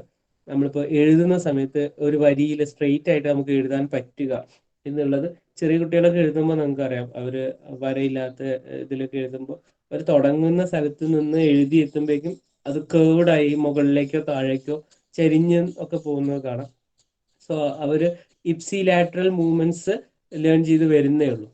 അവരുടെ സ്പ്രെഡ് ചെയ്ത് പോകുന്ന മൂവ്മെന്റ്സിലാണ് ഇനീഷ്യലി അത് കിടക്കുന്നത്. ലാംഗ്വേജ് കോംപ്രിഹെൻഡ് ചെയ്യുന്നതിന്റെ കൂടെ ഇത്തരത്തിലുള്ള മൂവ്മെന്റ്സും ആൽഫബറ്റ് തമ്മിലുള്ള കണക്ഷൻസ് ഒരു ലൈനിൽ അസോസിയേറ്റ്, ഇപ്പൊ ഹിന്ദിയൊക്കെ എഴുതുന്ന സമയത്ത് ഒരു വരയുടെ താഴേക്ക് അത് വരണം, ഇംഗ്ലീഷും മലയാളം മുകളിലേക്കാണ് വരുന്നത്, അറബി ആണെങ്കിൽ റൈറ്റ് സൈഡ് ലെഫ്റ്റ് സൈഡിലേക്ക്. എപ്പോഴും അവിടെ ഒരു ലീനിയാരിറ്റി ഉണ്ട്, ലാംഗ്വേജിന് ഒരു ലീനിയാരിറ്റി ഉണ്ട്, മാത്തമാറ്റിക്സിനും ഒക്കെ ഇതിനൊരു ലീനിയാരിറ്റി ഉണ്ട്, ഒരു പാറ്റേൺ ഉണ്ട്. അത് ലാംഗ്വേജ് മെജോറിറ്റി ഇപ്സി ലാറ്ററിലാണ്. പക്ഷെ നമ്മൾ കുട്ടിയെ കൊണ്ട് ചിത്രം വരപ്പിക്കാന്ന് വിചാരിക്കും, ആ ചിത്രത്തിൽ പലപ്പോഴും ഈ ഇപ്സി ലാറ്ററാലിറ്റി ഉണ്ടാവില്ല. കോൺട്രാ ലാറ്ററൽ ആയിട്ടുള്ള മൂവ്മെന്റ്സ്, അതിന് ഒരു മരത്തിന്റെ വള്ളി അല്ലെങ്കിൽ ഒരു ചെടിയുടെ വളർച്ച, അതൊക്കെ എങ്ങനെ വേണമെങ്കിലും ആയിരിക്കും സംഭവിക്കുക. അവിടെ നമ്മൾ അത് ചരിഞ്ഞു പോയി എന്നുള്ളത് ഒരു തെറ്റായിട്ടല്ല കാണുന്നത്, ഭംഗിയായിട്ടാണ് കാണുന്നത്. ഭയങ്കര ബേസിക് ആയിട്ടുള്ള ഡിഫറൻസ് ആണ് ഈ രണ്ട് സംഭവം. വരയ്ക്കല് തന്നെയാണ്, പെൻസിൽ കൊണ്ട് തന്നെ ആയിരിക്കും വരയ്ക്കുന്നുണ്ടാവുക. പക്ഷെ ഒരു സ്ഥലത്ത് അത് ഭംഗിയാവുകയും ഒരു സ്ഥലത്ത് തെറ്റാവുകയും ചെയ്യുന്നുണ്ട്. സോ ഇത് ബ്രെയിനിന്റെ തന്നെ രണ്ട് റീജിയൻസ് ആണ് അതിനെ മാനേജ് ചെയ്യുന്നത്. അതിന്റെയൊക്കെ ഭാഗമായിട്ടാണ് ബ്രെയിൻ ഡോമിനൻസ്, അല്ലെങ്കിൽ ബ്രെയിനിന്റെ ആ ലാറ്ററൽ പ്രിഫറൻസസിനനുസരിച്ചായിരിക്കും കുട്ടികളുടെ അക്കാദമിക് ആക്ടിവിറ്റി അല്ലെങ്കിൽ അവരുടെ അതിനോടുള്ള ആപ്റ്റിറ്റ്യൂഡ് ഒക്കെ ഡെവലപ്പ് ചെയ്ത് വരാം. മെമ്മറിയുടെ കാര്യത്തിൽ ഞാൻ നേരത്തെ പറഞ്ഞു, വെർബൽ മെമ്മറി, മീനിങ് എന്നൊക്കെയുള്ള കാര്യങ്ങൾ, ലാംഗ്വേജുമായിട്ട് ബന്ധപ്പെട്ട മെമ്മറിയാണ് ലെഫ്റ്റ് ഹെമിസ്ഫിയർ ഡോമിനേറ്റ് ചെയ്യുന്നത്. Non verbal memory, perceptual aspects of memory, ഞാൻ നേരത്തെ പറഞ്ഞ പോലെ ലാംഗ്വേജിൽ നിന്ന് വിഭിന്നമായിട്ട് ലാംഗ്വേജിനേക്കാളും ഡെപ്തിലേക്ക് പോകുന്ന, ലാംഗ്വേജിന്റെ ടെക്നിക്കാലിറ്റി എന്നുള്ളതിൽ നിന്ന് ഡെപ്തിലേക്ക് പോകുന്ന രീതിയിലുള്ള ലാംഗ്വേജിന്റെ കോംപ്ലിക്കേറ്റഡ് ആയിട്ടുള്ള പെർസെപ്ച്വൽ ആസ്പെക്ട്സ് ആണ് റൈറ്റ് ഹെമിസ്ഫിയർ മാനേജ് ചെയ്യുന്നത്. നമുക്കറിയാം പലപ്പോഴും ചെറിയ കുട്ടികൾക്കൊന്നും കോംപ്രിഹെൻഡ് ചെയ്യാൻ തന്നെ പറ്റില്ല ലാംഗ്വേജിന്റെ ഇത്തരത്തിലുള്ള ആസ്പെക്ട്സ്. ചില സിനിമകളൊക്കെ കാണുന്ന സമയത്ത് പല സിനിമകളിലും ഇത്തരത്തിലുള്ള വ്യംഗ്യാർത്ഥങ്ങൾ, സട്ടിലായിട്ടുള്ള കോമഡീസ്, പലതരത്തിലുള്ള അഡൽട്ട് കണ്ടന്റുകളൊക്കെ വരുന്ന സമയത്ത് കുട്ടികൾ അതിന്റെ വേർബൽ മീനിങ്ങിലായിരിക്കും അത് എടുക്കുന്നുണ്ടാവും, അല്ലെങ്കിൽ അത് എന്താണ് എന്ന് അവർ പാരന്റ്സിന്റെ അടുത്ത് ചോദിക്കുന്നത് നമുക്ക് മനസ്സിലാവും. അപ്പോൾ ആ ലാംഗ്വേജ് ഡെവലപ്പ് ചെയ്ത ആൾക്കാരിൽ വെർബൽ മെമ്മറി മാത്രമേ ഉണ്ടാവുള്ളൂ. ഇത്തരത്തിലുള്ള സട്ടിൽ അഡൽട്ട് കണ്ടന്റുകളിലേക്കൊക്കെ അവർ എത്തുക ഒരു ഈ അഡൽട്ട് ഏജിലേക്ക് വരുമ്പോൾ തന്നെയാണ്. അത് കുറച്ചും കൂടി ലേറ്റർ ഏജിൽ അവർ അക്യൂർ ചെയ്തെടുക്കുന്ന ഇൻഫർമേഷൻസ് ആണ്, അത് പഠിച്ചെടുക്കുക തന്നെ വേണം. അത് ബ്രെയിനിന്റെ റൈറ്റ് ഹെമിസ്ഫിയർ ആണ് അത് മാനേജ് ചെയ്യുന്നത് എന്നുള്ളതുകൊണ്ട് ലാംഗ്വേജിന്റെ മറ്റ് പഠനങ്ങളുടെ ഭാഗമായിട്ട് അത് വരുന്നില്ല. ഇപ്പൊ ഒരു കവിത വായിക്കുകയാണെങ്കിൽ ആ കവിതയുടെ അർത്ഥം നമുക്ക് ആ കവിത വാക്കുകൾ ഉണ്ടാക്കിയെടുക്കുന്ന അർത്ഥം ഉണ്ടായിരിക്കാം. ദെൻ അതിൽ നിന്ന് നമ്മൾ ഒരു ഇന്റർപ്രിട്ടേഷൻ നടത്തുന്ന സമയത്ത് അവിടെ നമ്മൾ ഉപയോഗിക്കുന്ന ഒരു ബ്രെയിൻ ഡോമിനേഷൻ, ബ്രെയിൻ ഹെമിസ്ഫിയർ എന്ന് പറഞ്ഞാൽ റൈറ്റ് ഹെമിസ്ഫിയർ ആണ്. ദെൻ ലാംഗ്വേജിന്റെ കാര്യത്തിലേക്ക് വരുമ്പോൾ ഇമോഷണൽ കണ്ടന്റ് ആണ് റൈറ്റ് ഹെമിസ്ഫിയർ ഹാൻഡിൽ ചെയ്യുന്നത്. ടെക്നിക്കൽ ആയിട്ടുള്ള റീഡിങ്, റൈറ്റിംഗ്, അരിത്തമാറ്റിക്, സ്പീച്ച് പോലുള്ള കാര്യങ്ങൾ ലെഫ്റ്റ് ഹെമിസ്ഫിയർ മാനേജ് ചെയ്യുന്നു. സ്പേഷ്യൽ എബിലിറ്റി പെറൈറ്റൽ ലോബിന്റെ, ഓക്സിപിറ്റൽ ലോബിന്റെ ഒക്കെ ഒരു പാറ്റേണിലാണ് സ്പേഷ്യൽ എബിലിറ്റി വരുന്നത്. Depth perception, direction, geometry, then വളരെ ഡീറ്റെയിൽ ആയിട്ടുള്ളൊരു കോഗ്നിറ്റീവ് ആക്ടിവിറ്റിയാണ് മെന്റൽ റൊട്ടേഷൻ ഓഫ് ഷേപ്പ് എന്ന് പറയുന്നത്. ഇപ്പോൾ കണ്ണാടിയിൽ നോക്കിയിട്ട് കാര്യങ്ങൾ ചെയ്യാൻ സാധിക്കുക. കാര്യങ്ങൾ ചെയ്യാന്ന് പറഞ്ഞു കഴിഞ്ഞാൽ ഇപ്പം നമ്മുടെ ഹെയർ കോമ്പിങ്, ഡ്രസ്സിങ്, അല്ലെങ്കിൽ അതുമായിട്ട് ബന്ധപ്പെട്ട ഒരു മിറർ ഇമേജിനെ മാനേജ് ചെയ്യാനുള്ള കപ്പാസിറ്റി, മെന്റലി റൊട്ടേറ്റ് ചെയ്യണം. ചെറിയ കുട്ടികളിൽ ലെഫ്റ്റ് റൈറ്റ് ഡിസ്ക്രിമിനേറ്റ് ചെയ്യാൻ ഇപ്പം തന്നെ ബുദ്ധിമുട്ടായിരിക്കും. കുട്ടികൾ ചെരുപ്പ് ഇടുന്ന സമയത്ത് തെറ്റിപ്പോവും, ഇടത്തെ കാലിന്റെ ചെരുപ്പ് വലതേ കാലിനും ഒക്കെ. ഒരു 4-5 വയസ്സ് വരെയൊക്കെ കുട്ടികൾ അങ്ങനെ തെറ്റിക്കാറുണ്ട്. അങ്ങനെയുള്ള കുട്ടികൾ തന്നെ മിറർ ഇമേജിലേക്ക് വരുന്ന സമയത്ത് അവിടെ മിറർ ഇമേജിന്റെ റൈറ്റ് സൈഡ് നമ്മുടെ റിയൽ ഇമേജിന്റെ ലെഫ്റ്റ് സൈഡാണ്. അവിടെ ഒരു മെന്റൽ ഇമാജിനറി ഉണ്ടെങ്കിൽ മാത്രമേ നമുക്ക് മിറർ ഇമേജിൽ നോക്കിയിട്ട് കാര്യങ്ങൾ ചെയ്യാൻ പറ്റുള്ളൂ. മൂവ്മെന്റ്, ഡയറക്ഷൻ, അത് ഏതൊരാൾക്കും കുറച്ച് ബുദ്ധിമുട്ടാണ്. അവിടെ തെറ്റായിട്ടുള്ള ഒരു ക്യൂ നമുക്ക് മിറർ ഇമേജ് തരുന്നുണ്ട്. അവിടെ നമ്മൾ ആ മിറർ ഇമേജിനെ മാനേജ് ചെയ്തുകൊണ്ട് തന്നെ നമുക്ക് ഒരു ടാസ്ക് ക്യാരി ഔട്ട് ചെയ്യണമെങ്കിൽ നമ്മൾ അതിൻ്റെ ബ്രെയിൻ ലാറ്ററാലിറ്റി പരിഗണിക്കുമ്പോൾ റൈറ്റ് ഹെമിസ്ഫിയറിന്റെ ഒരു ഫങ്ഷൻ ആയിട്ടാണ് അത് വരുന്നത്. ലാംഗ്വേജിന്റെ കാര്യത്തിലേക്കൊക്കെ വരുന്ന സമയത്ത് നമുക്ക് അത്തരം സപ്പോർട്ടുകളില്ല. നമുക്ക് ലെഫ്റ്റ് സൈഡ് എന്ന് പറയുമ്പോൾ നമുക്ക് ഉണ്ടാവുന്ന ഒരു ആശയം മിറർ ഇമേജിൽ വരുന്ന സമയത്ത് റൈറ്റിലേക്കാണ്. അവിടെ ഒരു മെന്റൽ റൊട്ടേഷൻ നടത്തുന്ന സമയത്താണ് അത് നമുക്ക് മാനേജ് ചെയ്യാൻ പറ്റുക. ഇത് വളരെ കോംപ്ലിക്കേറ്റഡ് ആയിട്ടുള്ള ചില ടാസ്കുകൾ ഡ്രൈവിങ്ങിൽ എസ്പെഷ്യലി റിയർ സൈഡിൽ റിയർ വ്യൂ മിറർ പോലുള്ള കാര്യങ്ങൾ നോക്കി ഡ്രൈവിങ്ങിൽ പിറകിലേക്ക് വണ്ടി എടുക്കുന്ന സമയത്ത് ഒക്കെയുള്ള മൂവ്മെന്റ്സ്, ഇതിലൊക്കെ ഒരു സ്പേഷ്യൽ എബിലിറ്റി, ഡെപ്ത് പെർസെപ്ഷനൊക്കെ ആയിട്ട് ബന്ധപ്പെട്ട കാര്യങ്ങൾ മനസ്സിലാക്കിയിട്ട് വേണ്ടി വരും ചെയ്യേണ്ടവ. വളരെ സ്പെസിഫിക് ആയിട്ടുള്ള ചില ഫോട്ടോഗ്രാഫി അങ്ങനെയൊക്കെ ചില പ്രൊഫഷൻസിൽ ഇത് വളരെ ഇമ്പോർട്ടൻ്റ് ആണ്. സോ അതുകൊണ്ട് തന്നെ ബ്രെയിനിന്റെ ഡോമിനൻസ് എങ്ങനെയാണ് എന്നുള്ളതിനെ കുറിച്ചുള്ള ഒരു ധാരണ മനസ്സിലാക്കുക. അത് ഏത് ബ്രെയിൻ റീജിയനാണ് ഏത് ഫെസിലിറ്റിക്ക് ഏത് ഫങ്ഷന് സപ്പോർട്ടീവായി നിൽക്കുന്നതെന്ന് മനസ്സിലാക്കുക വളരെ അപ്ലിക്കേഷൻസ് ഉള്ള ഒരു ഏരിയ ആണ്. അതിൽ ഇപ്പോൾ ലാറ്ററാലിറ്റി ഐഡന്റിഫൈ ചെയ്യാൻ വേണ്ടി സൈക്കോളജിക്കൽ ആയിട്ടുള്ള ടെസ്റ്റുകൾ നമുക്ക് ചെയ്യാൻ പറ്റും. ബൈലാറ്ററൽ ട്രാൻസ്ഫർ ഓഫ് ലേണിംഗ് നമുക്ക് തിയറട്ടിക്കലി പ്രാക്ടിക്കലി ചെയ്തെടുക്കാൻ പറ്റുന്ന ഒരു അസസ്മെന്റ് ആണ്. ലേണിങ്ങിന്റെ ചാപ്റ്ററിൽ നമ്മൾ ജസ്റ്റ് സൂചിപ്പിച്ചിട്ടുണ്ടായിരിക്കും. Transfer of learning, positively transfer ചെയ്യപ്പെടും ലേണിംഗ്, നെഗറ്റീവ്ലി ട്രാൻസ്ഫർ ചെയ്യപ്പെടും ലേണിംഗ്. അതുപോലെ തന്നെ ലേണിങ്ങിൽ സിഗ്നിഫിക്കൻ്റ് ആയിട്ടുള്ള ഒരു ഏരിയ ആണ് bilateral transfer of learning. Laterality ഉള്ളത് കൊണ്ട് തന്നെ നമുക്ക് ഡിഫറെൻ്റ് ആയിട്ടുള്ള പാറ്റേൺസിലാണ് ലേണിംഗ് സംഭവിക്കുക. നമ്മൾ ഇപ്പോൾ ഷട്ടിൽ ബാറ്റ് കളിക്കുന്നു. Shuttle bat badminton one handed ആയിട്ടാണ് കളിക്കുന്നത്. നമ്മൾ ജനറലി റൈറ്റ് ഡോമിനേറ്റഡ് ആയിട്ടുള്ള ആൾക്കാർ റൈറ്റ് ഹാൻഡ് കൊണ്ടായിരിക്കും കളിക്കുന്നുണ്ടാവുക. ആ ആൾക്ക് ആദ്യം ലെഫ്റ്റ് ഹാൻഡ് കൊണ്ട് ആ ബാഡ്മിൻ്റൺ യൂസ് ചെയ്യാൻ സാധിക്കുകയില്ല, ബാറ്റ് ഹോൾഡ് ചെയ്യാൻ തന്നെ പറ്റിക്കൊള്ളുന്നില്ല. പക്ഷെ ഒരു എക്സ്പേർട്ട് പ്ലെയർ ആയി കഴിഞ്ഞാൽ റൈറ്റ് ഹാൻഡ് കൊണ്ട് തന്നെ ആയിരിക്കും അവർ പ്രാക്ടീസ് ചെയ്യുന്നുണ്ടാവും. പക്ഷെ ഒരു പെർട്ടിക്കുലർ സ്റ്റേജിൽ അവർ അതിൽ എക്സ്പേർട്ട് ആയി കഴിഞ്ഞാൽ അവർക്ക് ലെഫ്റ്റ് ഹാൻഡും നന്നായിട്ട് ഹാൻഡിൽ ചെയ്യാൻ പറ്റും. ഇപ്പം നിങ്ങൾ എഴുതുന്ന സമയത്ത് തന്നെ നിങ്ങൾ ഇപ്പോൾ നന്നായി എഴുതി പഠിച്ചു കഴിഞ്ഞതിന് ശേഷം നിങ്ങൾ ലെഫ്റ്റ് ഹാൻഡ് കൊണ്ട് എഴുതാൻ ശ്രമിക്കുകയാണെങ്കിൽ കുറച്ചും കൂടി ഈസിയാണ്. ആദ്യമായിട്ട് നിങ്ങൾ എഴുതുന്ന സമയത്ത് ലെഫ്റ്റ് ഹാൻഡ് കൊണ്ട് എഴുതാൻ ശ്രമിക്കുന്നത് ഇമ്പോസിബിൾ എന്നുള്ള രീതിയിലായിരിക്കും തോന്നുന്നുണ്ടാവുക. പക്ഷെ എക്സ്പേർട്ട് ആയിട്ട് ലേൺ ചെയ്ത ഒരാൾക്ക് വലത് കൈ കൊണ്ട് എക്സ്പേർട്ട് ആയിട്ട് ചെയ്യാൻ പറ്റുന്ന ഒരു കാര്യം ഏറെക്കുറെ ഇടത് കൈ കൊണ്ടും ചെയ്യാൻ പറ്റും. പെർഫെക്ഷൻ കുറവായിരിക്കും എന്നുള്ളതാണ്. ആദ്യമായിട്ട് നമ്മൾ ലേൺ ചെയ്യുകയാണെങ്കിലാണ് അത് വളരെ ബുദ്ധിമുട്ടാവുക. ഓൾറെഡി ലേൺഡ് ആയിട്ടുള്ള കാര്യങ്ങൾ ബൈലാറ്ററലി ട്രാൻസ്ഫർ ചെയ്യപ്പെടുന്നുണ്ട്. നമ്മൾ ഇടത് കൈ കൊണ്ട് കാര്യങ്ങൾ ചെയ്ത് ശീലിക്കേണ്ട ആവശ്യമില്ല. റൈറ്റ് ഹാൻഡിന് കിട്ടിയിട്ടുള്ള learning skills, hand dexterity skills, അല്ലെങ്കിൽ ഐ ഹാൻഡ് കോർഡിനേഷൻ, ഒരുപാട് കോംപ്ലിക്കേറ്റഡ് ആയിട്ടുള്ള ആസ്പെക്ട്സ് കൂടി ചേരുമ്പോഴാണ് ഒരു ഫങ്ഷൻ, ഒരു പെർഫോമൻസ് നമുക്ക് സാധ്യമാവുക. എഴുതുക എന്നുള്ളത് കൈകൊണ്ട് മാത്രം ചെയ്യുന്ന കാര്യമില്ല. അവിടെ കണ്ണിന്റെ ഒരു പ്രസൻസ് ഉണ്ട്, നമ്മളുടെ മെമ്മറി, ലാംഗ്വേജ് ഒക്കെ ആയിട്ട് ബന്ധപ്പെട്ട് വരുന്നുണ്ട്. സോ അതിന്റെ ഒരു ലേണിംഗ് ബ്രെയിനിൽ ലാറ്ററലി നമ്മൾ നോക്കുന്ന സമയത്ത് റൈറ്റ് ഹാൻഡ് കൊണ്ട് എഴുതുന്നത് ലെഫ്റ്റ് ഹെമിസ്ഫിയർ ആയിരിക്കും ഡോമിനന്റ്ലി മാനേജ് ചെയ്യുന്നത്. എന്നാൽ കൂടി ലെഫ്റ്റ് ഹാൻഡിനും അതിന്റെ ഒരു എബിലിറ്റി ട്രാൻസ്ഫർ ചെയ്യപ്പെടുന്നുണ്ട്.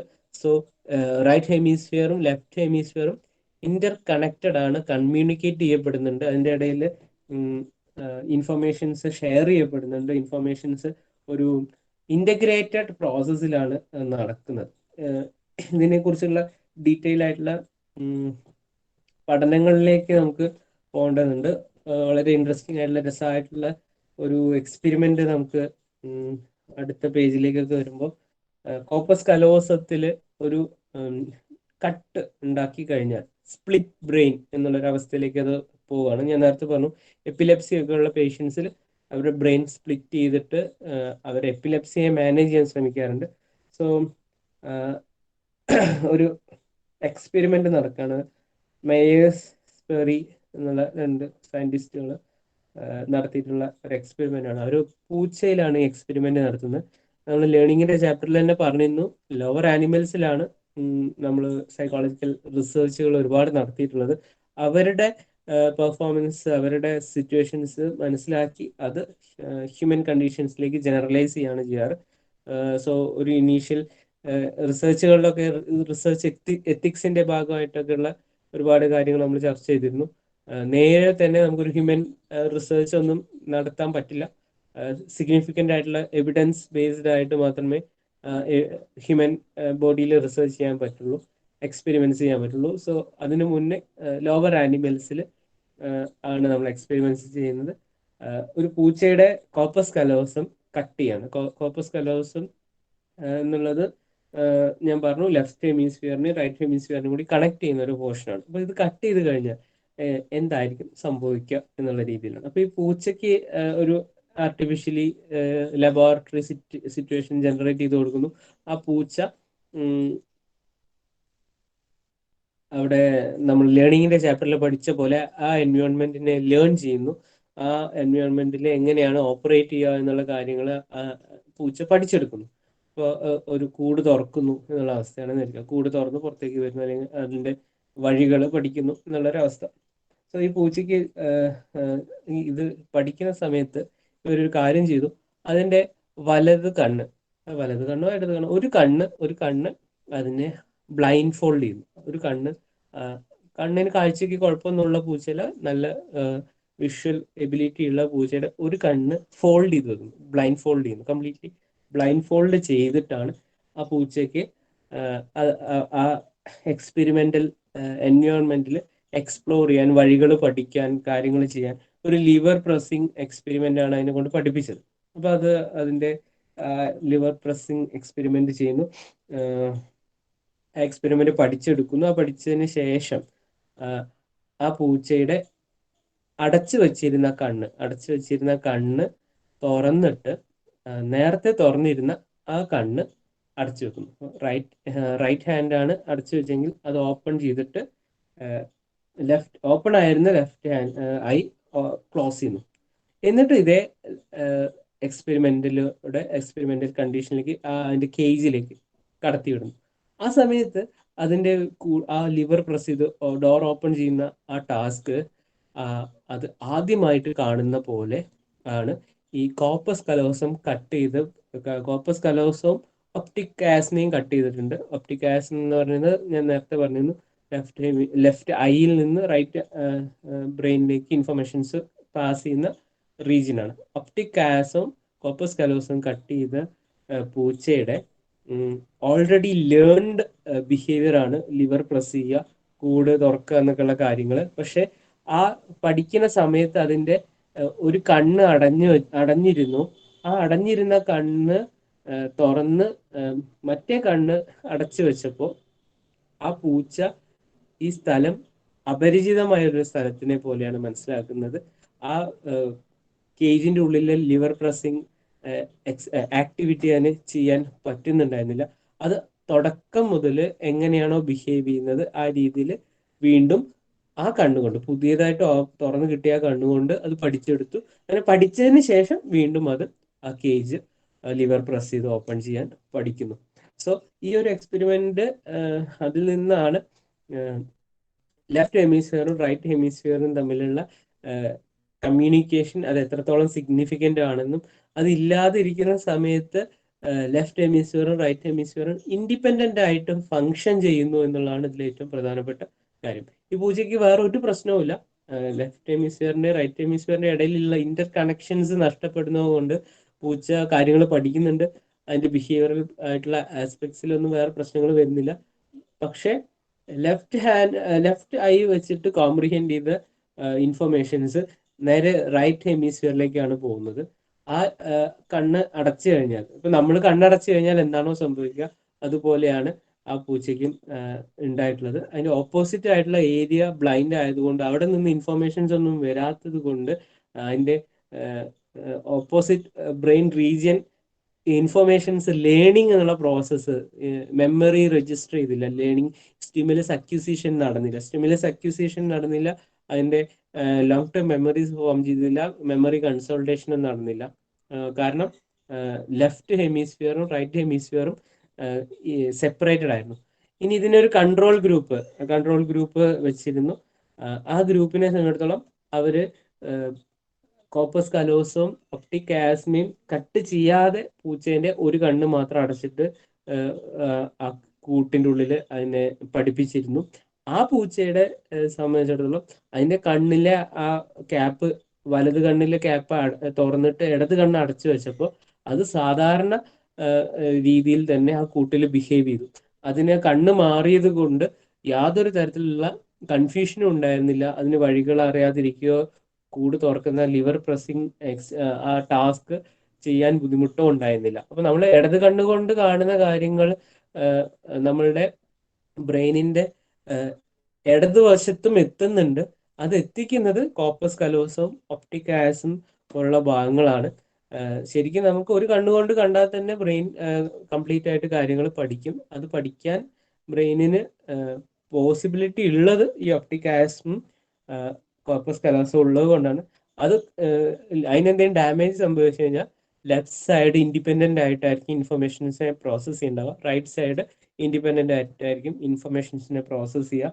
സോ ഒരു എക്സ്പെരിമെന്റിന്റെ ഒരു കണ്ടീഷൻ നിങ്ങൾക്ക് ഡിസ്ക്രിമിനേറ്റ് ചെയ്തെടുക്കാൻ പറ്റുമെന്ന് വിചാരിക്കുന്നുണ്ടാവും. കണ്ണ് ഏതായാലും ലേണിംഗ് നടക്കേണ്ടതാണ്.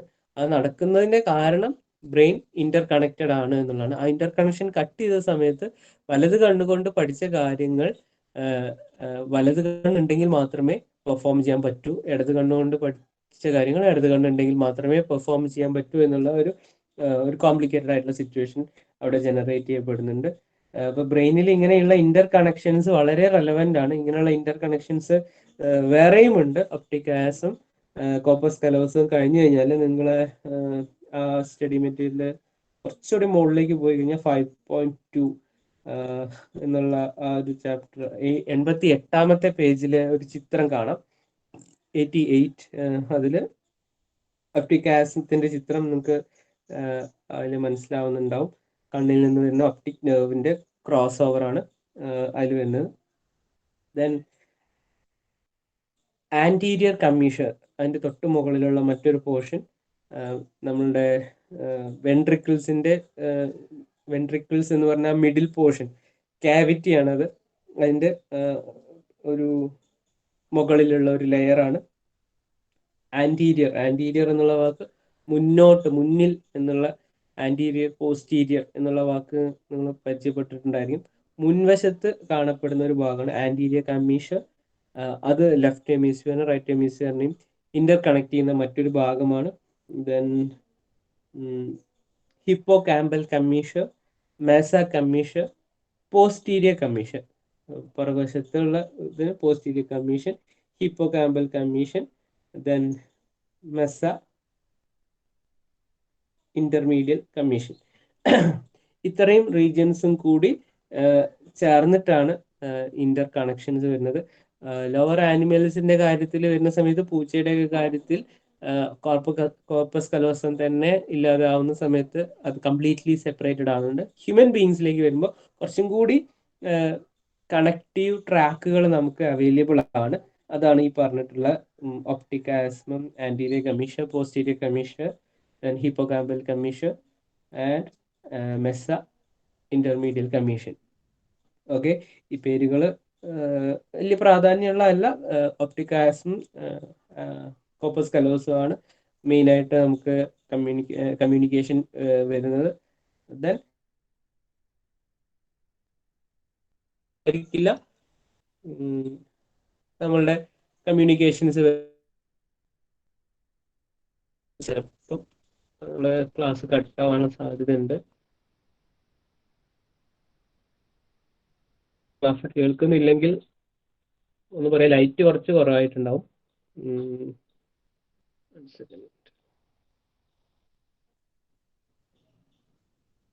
ഓക്കെ, ചിലപ്പോൾ അതിന്റെ ആംഗിൾ മാറും. അങ്ങനെയുള്ള കാര്യങ്ങൾ നിങ്ങളൊന്ന് അഡ്ജസ്റ്റ് ചെയ്യാൻ കറണ്ട് വരുമെന്ന് പ്രതീക്ഷിക്കുന്നു.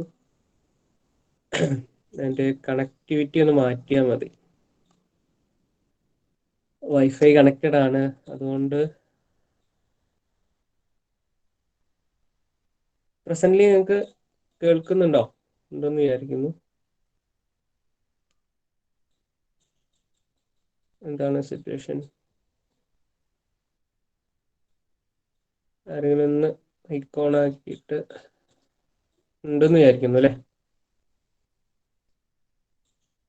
ഓക്കെ, അങ്ങനെയാണെങ്കിൽ നമുക്ക് കണ്ടിന്യൂ ചെയ്യാം. യെസ്.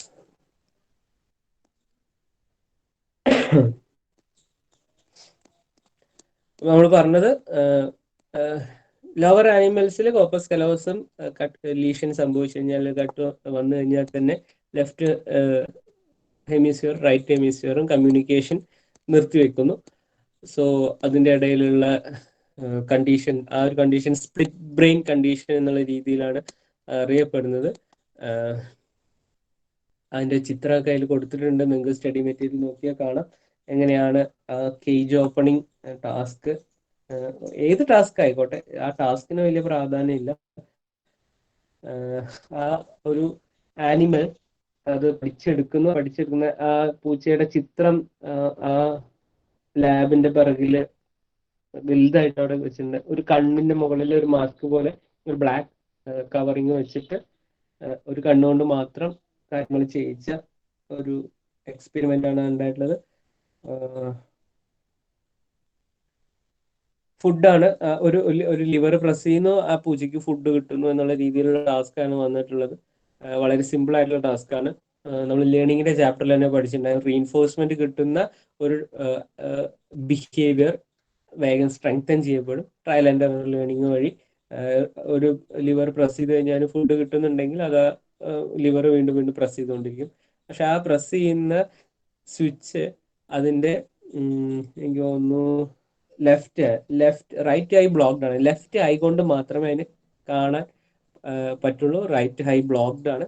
സോ ലെഫ്റ്റ് ഐ ആണ് ഈ ഇൻഫർമേഷൻസ് ബ്രെയിനിലേക്ക് പ്രോസസ് ചെയ്തിട്ടുള്ളത്. അത് ഓട്ടോമാറ്റിക്കലി റൈറ്റ് ഹെമിസ്ഫിയറിന്റെ ഭാഗത്തേക്കും കൂടി എത്തേണ്ടതായിരുന്നു. പക്ഷെ കോപ്പസ് കലോസവും ഒപ്റ്റിക് ആസിഡും കട്ട് ആയതുകൊണ്ട് അത് എത്തിയില്ല. സോ ആ റൈറ്റ് ഐ ഓപ്പൺ ചെയ്ത് ലെഫ്റ്റ് ഐ ബ്ലോക്ക് ചെയ്ത് ഈ പൂച്ച അവിടെ നിൽക്കുന്ന സമയത്ത് ഈ ലിവറിന് എന്തെങ്കിലും സ്പെഷ്യാലിറ്റി ഉണ്ടെന്നോ, ലിവറും ഫുഡും തമ്മിലുള്ള ലേണിങ്ങിന്റെ ആ റീഇൻഫോഴ്സ്മെന്റ് ഉണ്ടാക്കി കൊടുത്തൊരു ബോണ്ടേജ് ഉണ്ടല്ലോ, ഓപ്പറൻ കണ്ടീഷനിങ്ങിലൂടെ ലേൺ ചെയ്ത് എടുത്തിട്ടുള്ള ആ ലേൺഡ് സ്കില്ല് ആ പൂച്ചയ്ക്ക് പെർഫോം ചെയ്യാൻ പറ്റാതെ പോകുന്ന അവസ്ഥയാണ് ഈ എക്സ്പെരിമെന്റ് പ്രൂവ് ചെയ്യുന്നത്. ഓക്കെ, ദെൻ ചെറുപ്പം മുതൽ തന്നെ മനുഷ്യന്മാരിൽ ഈ കോർപ്പസ് കലോസത്തിന്റെ ഡെവലപ്മെന്റ് ഇല്ലാതെ ഉള്ള situations, by birth corpus callosum damage ആയിട്ടുള്ളോ അല്ലെങ്കിൽ ചെറുതിൽ സർജറി അങ്ങനെ കോംപ്ലിക്കേറ്റഡ് ആയിട്ടുള്ള എന്തെങ്കിലും സിറ്റുവേഷനിൽ കോർപ്പസ് കലോസം ഫങ്ഷൻ ചെയ്യുന്നില്ലെങ്കിൽ അത് ബ്രെയിൻ മാനേജബിൾ ആണ്. ഞാൻ പറഞ്ഞല്ലോ, ബ്രെയിനിൽ മറ്റു റീജിയൻസ് ഉണ്ട്, അത് വെച്ചിട്ട് ബ്രെയിൻ കമ്മ്യൂണിക്കുന്നുണ്ട്. ഇനി ഹ്യൂമൻ ബീങ്സിലേക്ക് വരുന്ന സമയത്ത് സ്പ്ലിറ്റ് ബ്രെയിൻ, ഇപ്പൊ പൂച്ചയിൽ നടന്നിട്ടുള്ള ഒരു എക്സ്പെരിമെന്റ് ആണ് നമ്മൾ കണ്ടത്. ഹ്യൂമൻ ബ്രെയിൻസിലേക്ക് വരുന്ന സമയത്ത് നമുക്ക് എപ്പിലെപ്റ്റിക് പേഷ്യൻസ് ഈ എപ്പിലെപ്റ്റിക് പേഷ്യൻസിലാണ് ഇത്തരത്തിലുള്ള എക്സ്പെരിമെന്റ്സ് അല്ലെങ്കിൽ കണ്ടീഷൻസ് നമുക്ക് ഒബ്സർവ് ചെയ്യാൻ സാധിക്കുന്നത്. അവരുടെ ബ്രെയിൻ ഫങ്ഷണൽ അല്ല ഡിസ്ഫങ്ഷണൽ ആയതുകൊണ്ട് അതിനെ മാനേജ് ചെയ്യാൻ വേണ്ടിയാണ് ഈ കോർപ്പസ് കലോസത്തിൽ സർജറി പോലുള്ള കണ്ടീഷൻസ് വരുന്നത്. അങ്ങനെയുള്ള കണ്ടീഷൻസിൽ അവർക്ക് കൊടുക്കുന്ന എക്സ്പെരിമെന്റ്സ് സ്പ്ലിറ്റ് ബ്രെയിൻ പേഷ്യൻസിൽ അവരുടെ റൈറ്റ് വിഷ്വൽ ഫീൽഡും ലെഫ്റ്റ് വിഷ്വൽ ഫീൽഡും സെപ്പറേറ്റ് ചെയ്യുന്നു. നമുക്കറിയാം, നമ്മൾ ഒരു ഇടത് കണ്ണ് അടച്ചു കഴിഞ്ഞാൽ നമുക്ക് ഒരു പെർട്ടിക്കുലർ റീജിയന്റെ അപ്പുറത്തേക്ക് കാര്യങ്ങൾ കാണാൻ പറ്റില്ല. അതേപോലെ വലത് കണ്ണ് അടച്ചു കഴിഞ്ഞാലും ഒരു വിഷ്വൽ ഫീൽഡ് ഉണ്ട്. റൈറ്റ് സൈഡ് കംപ്ലീറ്റ് ആ മൂക്കിന്റെ ഒരു ഷെയ്ഡ് നമുക്ക് കണ്ണ് അടയ്ക്കുമ്പോഴേ കൃത്യമായിട്ട് കാണാൻ പറ്റുക. രണ്ട് കണ്ണും തുറന്നിരിക്കുന്ന സമയത്ത് നമ്മൾ മൂക്ക് കാണുന്നേ ഇല്ല. നിങ്ങൾ അത് ഒബ്സർവ് ചെയ്തിട്ടുണ്ടോ എന്നറിയില്ല. നമ്മളെ വിഷ്വൽ ഫീൽഡിൽ നമ്മുടെ ഇരിക്കുന്നുണ്ട്, പക്ഷെ നമ്മൾ രണ്ട് കണ്ണും തുറന്നിരിക്കുന്ന സമയത്ത് ആ മൂക്ക് എന്നുള്ള ആ വിഷ്വൽ ഫീൽഡ് പരസ്പരം ഓവർലാപ്പ് ചെയ്യപ്പെടുന്ന വിഷ്വൽ ഇമേജസ് കാരണം വാനിഷ് ചെയ്യപ്പെടുന്നുണ്ട്. റൈറ്റ് വിഷ്വൽ ഫീൽഡിൽ നിന്ന് വരുന്ന ഇമേജ് ഈ മൂക്കിന്റെ ഭാഗത്തുള്ള ആ ഏരിയനെ കോമ്പൻസേറ്റ് ചെയ്യുന്നുണ്ട്. ലെഫ്റ്റ് വിഷ്വൽ ഫീൽഡിൽ നിന്ന് വരുന്ന ഇമേജസ് മൂക്കിന്റെ ലെഫ്റ്റ് സൈഡിലുള്ള ഇമേജിനെ കോമ്പൻസേറ്റ് ചെയ്യുന്നുണ്ട്. സോ നമുക്ക് ഒരു 3 ഡയമെൻഷണൽ പെർസെപ്ഷൻ ഉണ്ടാകുന്ന സമയത്ത് അതിനൊരു ഡിസ്റ്റർബൻസ് എന്നുള്ള രീതിയിൽ അതിനെ ബ്ലോക്ക് ചെയ്യുന്ന രീതിയിൽ ഈ ഒരു നോസിന്റെ ആ ഒരു റിഡ്ജ്, ആ ഒരു പ്രൊജക്ഷൻ നമ്മൾ ഇന്റലക്ച്വലി അല്ലെങ്കിൽ പേഴ്സെപ്ച്വലി അതിനെ നെഗ്ലക്ട് ചെയ്യുന്നുണ്ട്, അല്ലെങ്കിൽ നള്ളിഫൈ ചെയ്ത് കളയുന്നുണ്ട്. അതൊരു നമ്മൾ റെറ്റിനൽ ഡിസ്പാരിറ്റി എന്നൊക്കെയുള്ള രീതിയിൽ നമ്മൾ പഠിച്ചിരുന്നു. കണ്ണിന്റെ റെറ്റിനൽ ഇമേജസ് കുറച്ച് സെപ്പറേറ്റഡ് ആണ്. ഇത് പ്രോസസ് ചെയ്യപ്പെടുന്നത് നമ്മളുടെ ഒപ്റ്റിക് നെർവിന്റെ ആ cross over optic chiasm right ഹെമിസ്ഫിയറിനും ലെഫ്റ്റ് ഹെമിസ്ഫിയറിനും ഒരുപോലെ ഇൻഫർമേഷൻസ് എടുത്ത് കോംപ്രിഹെൻഡ് ചെയ്തിട്ടാണ് ഈ ഒരു 3 ഡയമെൻഷണൽ ഇമേജ് ഉണ്ടാക്കുന്നത്. സോ ഇതിൽ എവിടെയെങ്കിലും ആ ലെഫ്റ്റ് ഹെമിസ്ഫിയറിനെയും റൈറ്റ് ഹെമിസ്ഫിയറിനെയും പരസ്പരം ജോയിൻ ചെയ്യുന്ന ആ പ്രോസസ്സിൽ ഒരു തടസ്സം, പിന്നെ ബ്ലോക്ക് വന്നു എന്ന് വിചാരിക്കാം. എഫക്റ്റീവ് ആയിട്ടുള്ള ചില സിഗ്നിഫിക്കൻ്റ് ആയിട്ടുള്ള ഇഷ്യൂസ് അവിടെ ഉണ്ടായിരിക്കും. നടന്നിട്ടുള്ള പഠനങ്ങൾ എപ്പിലെപ്സിയിലെ കാര്യത്തിൽ ഞാൻ പറഞ്ഞു.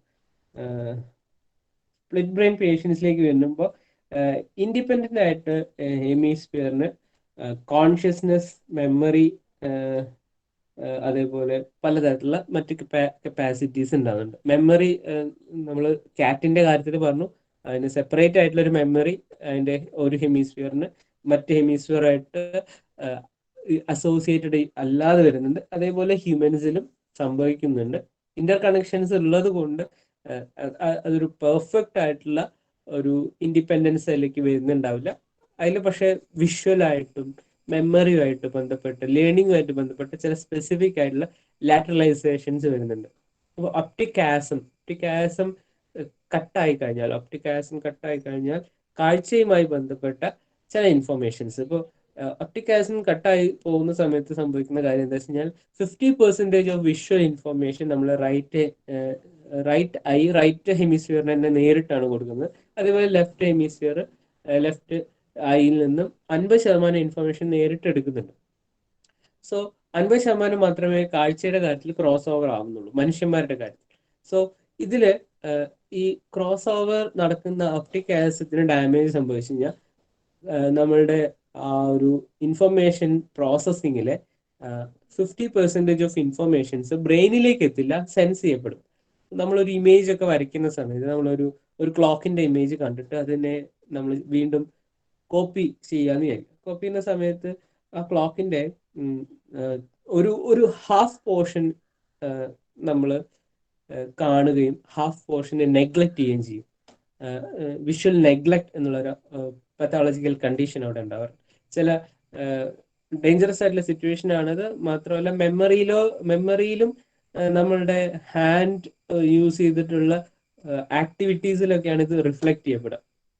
സെൻസറി ലെവലിൽ ഇൻഫർമേഷൻസ് നമുക്ക് ആക്സെപ്റ്റ് ചെയ്യപ്പെടാം. സെൻസറി ലെവലിൽ നമുക്കറിയാം, നമ്മൾ കണ്ണ് അങ്ങോട്ടും ഇങ്ങോട്ടും നീക്കിയാൽ തന്നെ കംപ്ലീറ്റ് ആയിട്ടുള്ള ഇൻഫർമേഷൻസ് നമ്മളുടെ ബ്രെയിനിലേക്ക് എത്തിക്കാൻ നമുക്ക് സാധിക്കും. 50% കാഴ്ചയുള്ള ഒരാൾക്ക് തന്നെ, ഇപ്പൊ നമ്മൾ ഒരു കണ്ണ് കാണുന്ന ആൾക്ക് തന്നെ അയാൾ അങ്ങോട്ട് നീങ്ങുകയാണെങ്കിൽ ആ ഭാഗത്തുള്ള കാഴ്ചകളൊക്കെ കാണും. ഒരു കണ്ണ് ഡാമേജ് ആയിട്ടുള്ള ഒരാൾക്ക് സിമ്പിൾ ആയിട്ട് അയാളുടെ എല്ലാ ആക്ടിവിറ്റീസും ചെയ്യാം. ഡെപ്ത് പെർസെപ്ഷനിൽ മാത്രം ചെറിയ എന്തെങ്കിലും ഡെപ്തിന്റെ ഒരു കാൽക്കുലേഷനിൽ മാത്രം ചെറിയ ഇഷ്യൂസ് ഉണ്ടാവാവുന്നേ ഉള്ളൂ. പലപ്പോഴും ഡെപ്തിലെ ആക്യുറസി കൂട്ടാൻ വേണ്ടി നമ്മൾ ഒരു കണ്ണടച്ച് വെക്കാറൊക്കെ ഉണ്ട്. പക്ഷെ ബ്രെയിനില് ഇതിനെ പ്രോസസ് ചെയ്യുന്ന ഒരു റീജിയനിന് ഡാമേജ് സംഭവിച്ചു കഴിഞ്ഞാൽ അത് കോംപ്ലിക്കേറ്റഡ് ആയിട്ടുള്ള പാത്തോളജിക്കൽ കണ്ടീഷനിലേക്ക് ലീഡ് ചെയ്യും. സെൻസറി ഡാമേജിനേക്കാളും കോംപ്ലിക്കേറ്റഡ് ആയിട്ടുള്ള സിറ്റുവേഷൻ ആണ് ന്യൂറോണൽ ഡാമേജ് എന്നുള്ളത്. കാഴ്ച നഷ്ടപ്പെടുന്നതിന് ഇക്വലന്റ് ആയിട്ടുള്ള, കണ്ണിന് ഒരു കുഴപ്പമില്ലാത്ത ആൾക്കാർക്ക് ബ്ലൈൻഡ്നെസ് വരാം. നെർവ് ലെവലിന് ന്യൂറോണൽ ഡാമേജ് ഉണ്ടായിക്കഴിഞ്ഞാൽ അത് കണ്ണ് ഫങ്ഷണൽ ആണെങ്കിൽ കൂടി ഡാമേജ് ഉണ്ടാവും. അതുപോലത്തെ ഒരു പാറ്റേൺ ആണ് ഈ നെഗ്ലക്ട് എന്ന് പറയുന്ന അവസ്ഥ. ചില കാര്യങ്ങൾ നമ്മൾ കാണുന്നുണ്ടെങ്കിലും അത് നമ്മൾ റെപ്രസെന്റ് ചെയ്യുന്ന സമയത്ത് ഹാഫ് പോർഷൻസ് നെഗ്ലക്റ്റ് ആണ്. ഇപ്പോൾ ഞാൻ ക്ലോക്ക് വരയ്ക്കുന്ന കാര്യത്തിൽ പറഞ്ഞ പോലെ അതിന്റെ 1 മുതൽ 12 മുതൽ ഒരു 6 വരെയുള്ള സൂചികളുടെ അക്കങ്ങൾ വരയ്ക്കുകയും ബാക്കി പോർഷൻ ചിലപ്പം അവിടെ വരയ്ക്കാതിരിക്കുക, അല്ലെങ്കിൽ അതിന്റെ ഒരു മിസ്, അല്ലെങ്കിൽ അങ്ങനെ പലതരത്തിലുള്ള നെഗ്ലക്റ്റുകളാണ് ഈ ഒപ്റ്റിക് ആസിഡിൽ ഡാമേജ് ഉണ്ടായി കഴിഞ്ഞാൽ സംഭവിക്കാൻ സാധ്യതയുള്ള പ്രോബ്ലംസ്. ദെൻ നമ്മൾ അടുത്ത കണ്ടീഷനിലേക്ക് വരുമ്പോൾ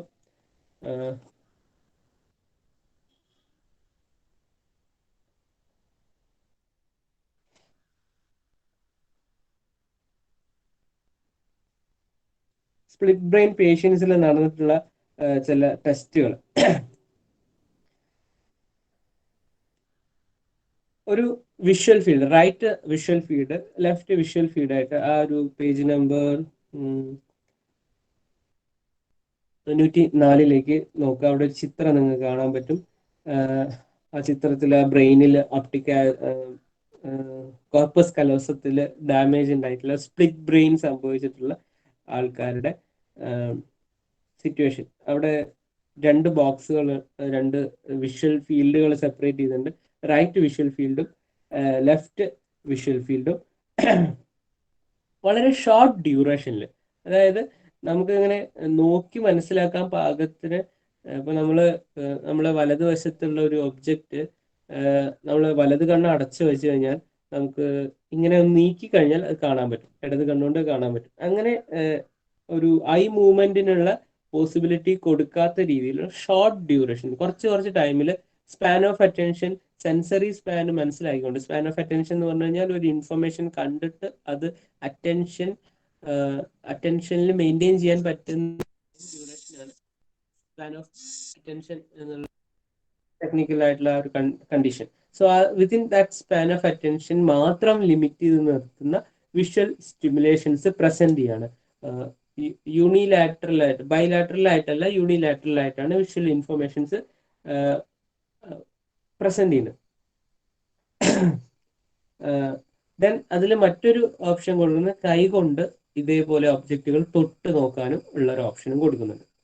കണ്ണുകൊണ്ട് കാണുകയും കൈകൊണ്ട് തൊടുകയും ചെയ്യുന്നു. ഇങ്ങനെ രണ്ട് സിറ്റുവേഷൻസ് ആണ്. കുറച്ചൊരു കോംപ്ലിക്കേറ്റഡ് ആയിട്ടുള്ള സിറ്റുവേഷൻ ആണ് വരുന്നത്. ഇവിടെ ആദ്യം നിങ്ങൾ മനസ്സിലാക്കേണ്ടത് ലെഫ്റ്റ് ഹെമിസ്ഫിയറിനെയും റൈറ്റ് ഹെമിസ്ഫിയറിനെയും നമ്മൾ നോർമൽ ആയിട്ടുള്ള ഒരാളില് ഈസിലി കമ്മ്യൂണിക്കേറ്റ് ചെയ്യുന്ന പോലെയുള്ള ഒരു ഇന്റർ കണക്ഷൻ അവിടെ സർജിക്കലി ബ്ലോക്ക് ചെയ്തിട്ടുണ്ട്. സോ ഇൻഡിപെൻഡന്റ് ആയിട്ടുള്ള ലെഫ്റ്റ് ഹെമിസ്ഫിയറും റൈറ്റ് ഹെമിസ്ഫിയറും വെച്ചിട്ടാണ് ആൾക്കാർ നിൽക്കുന്നത്. അതിന്റെ ഒരു എഫക്റ്റ്, അതിന്റെ ഒരു സിഗ്നിഫിക്കൻസ് നമ്മൾ ആ കാറ്റിന്റെ കാര്യത്തിൽ നിങ്ങൾ മനസ്സിലാക്കിയിട്ടുണ്ടായിരിക്കും, എങ്ങനെയാണ് അത് ഫങ്ഷൻ ചെയ്യുന്നത്. അപ്പോൾ മനുഷ്യന്റെ കാര്യത്തിലേക്ക് വരുന്ന സമയത്ത് ഇത് മാത്രമല്ലാതെ കുറച്ചും കൂടി കോംപ്ലിക്കേറ്റഡ് ആയിട്ടുള്ള ബ്രെയിൻ റീജിയൻസ് ഇതിനെ മാനേജ് ചെയ്യുന്നതായിട്ടുണ്ട്. നമ്മളെ രണ്ട് ഇൻപുട്ടുകളാണ് ഇത് എക്സ്പെരിമെന്റ് ചെയ്യുന്നതിന് വേണ്ടി കൊടുക്കുന്നത്. ടച്ച് എന്ന് പറയുന്ന സമയത്ത് മോട്ടോർ ആക്ടിവിറ്റിയാണ് അത് വരുന്നത്. അത് സെൻസറി ഇൻഫോർമേഷൻസ് കയ്യിൽ നിന്ന്, സ്കിന്നിൽ നിന്ന് പോകുന്നുണ്ട്. കാഴ്ചയുമായി ബന്ധപ്പെട്ട് വരുന്ന സമയത്ത് അത് ഓക്സിപിറ്റൽ ലോബിലേക്ക് ഒപ്റ്റിക് നെർവ് വഴിയാണ് പോകുന്നത്.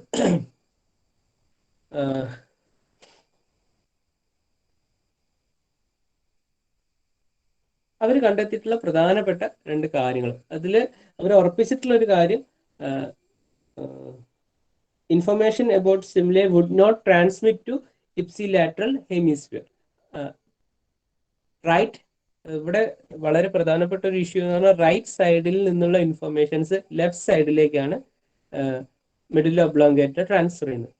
സോ ഇപ്സിലാറ്ററൽ ആയിട്ടുള്ള കമ്മ്യൂണിക്കേഷൻസ് നടക്കുന്നത് അത് ബ്രെയിനിന്റെ ഉള്ളിൽ വെച്ചിട്ടാണ്. ഇപ്സിലാറ്ററാലിറ്റി എന്ന് പറഞ്ഞാൽ സെയിം സൈഡ്, റൈറ്റ് സൈഡിൽ നിന്നുള്ള ഇൻഫർമേഷൻസ് റൈറ്റ് ഹെമിസ്ഫിയറിലേക്ക് തന്നെ എത്തണമെങ്കിൽ അത് നേരിട്ടല്ല എത്തുന്നത്, മെഡിലോ ഒബ്ലോങ്കേറ്റ വഴി പോയിട്ട് ദെൻ കോർപ്പസ് കലോസം വഴി തിരിച്ചിങ്ങോട്ട് എത്തണം. അങ്ങനെയാണ് അതിന്റെ ട്രാക്ക്. സോ ഈ കോർപ്പസ് കലോസം നമ്മൾ കട്ട് ചെയ്തുകൊണ്ട് റൈറ്റ് സൈഡിലുള്ള ഇൻഫർമേഷൻസ് എല്ലാം ലെഫ്റ്റ് സൈഡിലേക്ക് മാത്രമേ പോകുന്നുള്ളൂ, കോൺട്രാലാറ്ററൽ ആയിട്ട് മാത്രമേ പോകുള്ളൂ. അതേസമയം ലെഫ്റ്റ് സൈഡിൽ നിന്ന് വരുന്ന ഇൻഫർമേഷൻസ് എല്ലാം റൈറ്റ് സൈഡിലേക്ക് മാത്രമേ പോവുള്ളൂ. അതാണ് അവര് ഇപ്സിലാറ്ററൽ ട്രാൻസ്ഫർ കംപ്ലീറ്റ് ആയിട്ട് ബ്ലോക്ക് ചെയ്തു എന്നുള്ളതുകൊണ്ട് ഉദ്ദേശിക്കുന്നത്. അവർ മനസ്സിലാക്കിയിട്ടുള്ള കാര്യം, സ്പ്ലിറ്റ് ബ്രെയിനിലേക്ക് വരുന്ന സമയത്ത് രണ്ട് ഇൻഡിപെൻഡന്റ് ഹെമിസ്ഫിയർ ആയിട്ട് ഫങ്ഷൻ ചെയ്യാനുള്ള ഒരു പാറ്റേൺ അവിടെ ഇവോൾവ് ചെയ്ത് വരികയാണ്. Consciousness, memory and other capacities. Contrary to hemisphere of laboratory animals, hemisphere of split brain patients are not equal in their abilities. അപ്പം പൂച്ചയുടെ കാര്യത്തിൽ വളരെ സ്പെസിഫിക് ആയിട്ടുള്ള ഒരു സെലക്റ്റീവ് ആയിട്ടുള്ള അണ്ടർസ്റ്റാൻഡിങ് ലേണിംഗ് ആണ് സംഭവിച്ചിട്ടുള്ളത്. ഈക്വൽ ആയിട്ട് റൈറ്റ് ഹെമിസ്ഫിയറും ലെഫ്റ്റ് ഹെമിസ്ഫിയറും പെർഫോംസ് ഡിഫറൻസ് ഉണ്ടായിരുന്നു. ഹ്യൂമൻ ബീങ്സിലേക്ക് വരുന്ന സമയത്ത് കുറച്ചും കൂടി കോംപ്ലിക്കേറ്റഡ് ആണ് സിറ്റുവേഷൻസ്. അവിടെ കോൺഷ്യസ്നെസ്സിലുള്ള ഇഷ്യൂസ് വരുന്നുണ്ട്, മെമ്മറിയിലുള്ള ഇഷ്യൂസ് വരുന്നുണ്ട്, എബിലിറ്റിയിൽ ഉള്ള ഇൻഡിപെൻഡന്റ് ആയിട്ടുള്ള പാറ്റേൺസ് ഡെവലപ്പ് ചെയ്ത് വരുന്നുണ്ട്.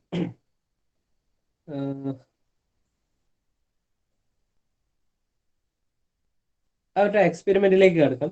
ഒരു സ്പൂണ്, പെൻസില്, ആ ചിത്രത്തിൽ ഒരുപാട് ഒബ്ജക്റ്റുകൾ പോകുന്നുണ്ട്. ഒരു കീ ഉണ്ട്, ഒരു സ്ക്വയർ ഉണ്ട്, ഒരു സ്ഫിയർ, ഇങ്ങനെയുള്ള കുറേ ഒബ്ജക്റ്റുകൾ വെച്ചിട്ടുണ്ട്. അത് ടച്ച് ചെയ്യാനും കാണാനുള്ള ഓപ്ഷൻസ് ഉണ്ട്. ഒരു സ്പൂണിന്റെ ചിത്രം റൈറ്റ് വിഷ്വൽ ഫീൽഡിൽ കാണിക്കുന്നു. എന്നിട്ട് സ്പൂണ് പേഷ്യന്റിന്റെ റൈറ്റ് ഹാൻഡിൽ കൊടുക്കുന്നു. അത് കഴിഞ്ഞിട്ട് ലെഫ്റ്റ് ഹെമിസ്ഫിയറിന്റെ ആക്ടിവേഷൻ വേണ്ടിയാണ് റൈറ്റിനെ കൊടുക്കുന്നത്.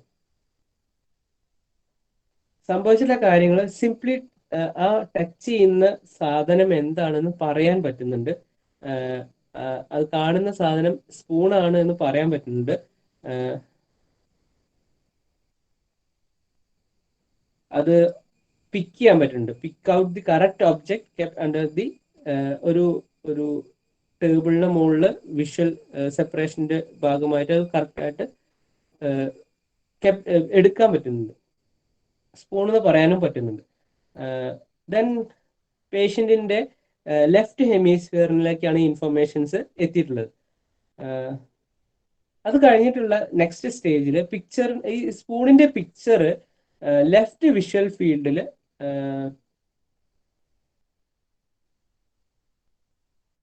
വെച്ചു. പേഷ്യന്റിന്റെ ലെഫ്റ്റ് ഹാൻഡിൽ ഈ സ്പൂണ് വെക്കുകയും ചെയ്തു. റൈറ്റ് ഹെമിസ്ഫിയറിനാണ് ആ സമയത്ത് ഇത് ആക്ടിവേറ്റ് ചെയ്യുന്നത്. ആ സമയത്തുള്ള പേഷ്യന്റിന്റെ റെസ്പോൺസ് ഡിഫറെന്റ് ആയിരുന്നു.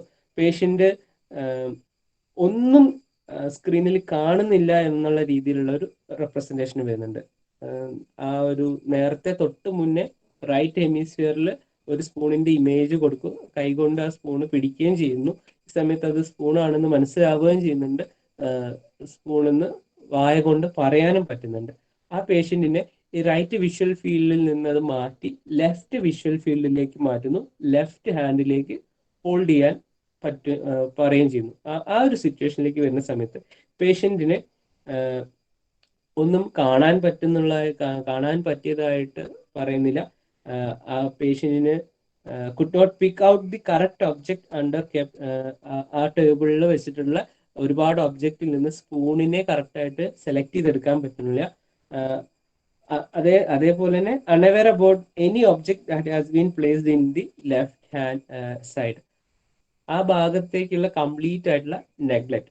അതിന്റെ ഒരു ഇമേജ് നിങ്ങൾ നോക്കുന്ന സമയത്ത് ആ സ്പ്ലിറ്റ് ബ്രെയിൻ സംഭവിച്ചതിന് ശേഷം ഉണ്ടായിട്ടുള്ള പ്രധാനപ്പെട്ട ഒരു മാറ്റം എന്നുള്ളത് റൈറ്റ് സൈഡിലുള്ള ഒബ്ജക്റ്റ്, ആ സ്പൂണിനെ കൈകൊണ്ട് തൊടുന്നത് തിരിച്ചറിയുന്നുണ്ടായിരുന്നു, കണ്ണുകൊണ്ട് കണ്ടിട്ട് സ്പൂണാണെന്ന് തിരിച്ചറിയുന്നുണ്ടായിരുന്നു. പക്ഷെ ഇതേ വ്യക്തിയുടെ ലെഫ്റ്റ് സൈഡിലേക്ക് ഈ സ്പൂണിന്റെ ഇമേജും ആ സ്പൂൺ എന്നുള്ള ഒബ്ജക്റ്റും പോകുന്ന സമയത്ത് അത് അവിടെ ഉള്ളതായിട്ട് പെർസീവ് ചെയ്യുന്നില്ല. അത് തൊട്ടിട്ട് അത് എന്താണെന്ന് മനസ്സിലാക്കാനും പറ്റുന്നില്ല. ടാക്ടൈൽ എബിലിറ്റിയും വിഷ്വൽ പെർസെപ്ച്വൽ എബിലിറ്റിയും നഷ്ടപ്പെടുന്നു. ആക്ച്വലി അവിടെ കണ്ണിന് കുഴപ്പമൊന്നുമില്ല, സ്കിന്നിന് കൈയുടെ ടച്ചിന്റെ എബിലിറ്റി കുഴപ്പമില്ല. ഇത് എന്താ ചെയ്തതെന്ന് വെച്ച് കഴിഞ്ഞാൽ റൈറ്റ് ഹെമിസ്ഫിയർ, റൈറ്റ് കണ്ണുകൊണ്ട് അത് കാണാൻ പറ്റുന്നില്ല, റൈറ്റ് ഹാൻഡ് കൊണ്ട് ടച്ച് ചെയ്യാൻ പറ്റുന്നില്ല. സെപ്പറേറ്റ് ചെയ്തിട്ടുള്ള ഒരു അറേഞ്ച്മെന്റ് ആണ് അവിടെ വെച്ചിട്ടുള്ളത്. ഒരുപാട് ഒബ്ജക്റ്റുകൾ ഉണ്ട്. ഒരുപാട് ഒബ്ജക്റ്റുകളുടെ ഇടയിൽ നിന്ന് സെലക്ട് ചെയ്തെടുക്കുകയാണ്. സ്പൂണിനെ സെലക്ട് ചെയ്യുക, സ്പൂണിനെ സെലക്ഷൻ, സ്പൂണിനെ സെൻസ് ചെയ്യുക, സ്പൂണിന്റെ ഇമേജ്, പെൻസിലിന്റെ ഇമേജ് വരും, സ്പൂണിന്റെ ഇമേജ് വരും, ബോക്സിന്റെ കീയുടെ ഒക്കെ ഇമേജ് വരും. അതിൽ ലെഫ്റ്റ് ഹെമിസ്ഫിയർ, ലെഫ്റ്റ് വിഷ്വൽ ഫീൽഡിൽ വരുന്ന സമയത്ത് ലെഫ്റ്റ് വിഷ്വൽ ഫീൽഡിൽ നിന്ന് റൈറ്റിലേക്കുള്ള ഇൻഫർമേഷൻസ് പ്രോസസ്സിങ് നടക്കാത്തത് കൊണ്ട് ആ ഇൻഫർമേഷൻസ് ബ്രെയിൻ രജിസ്റ്റർ ചെയ്യുന്നില്ല.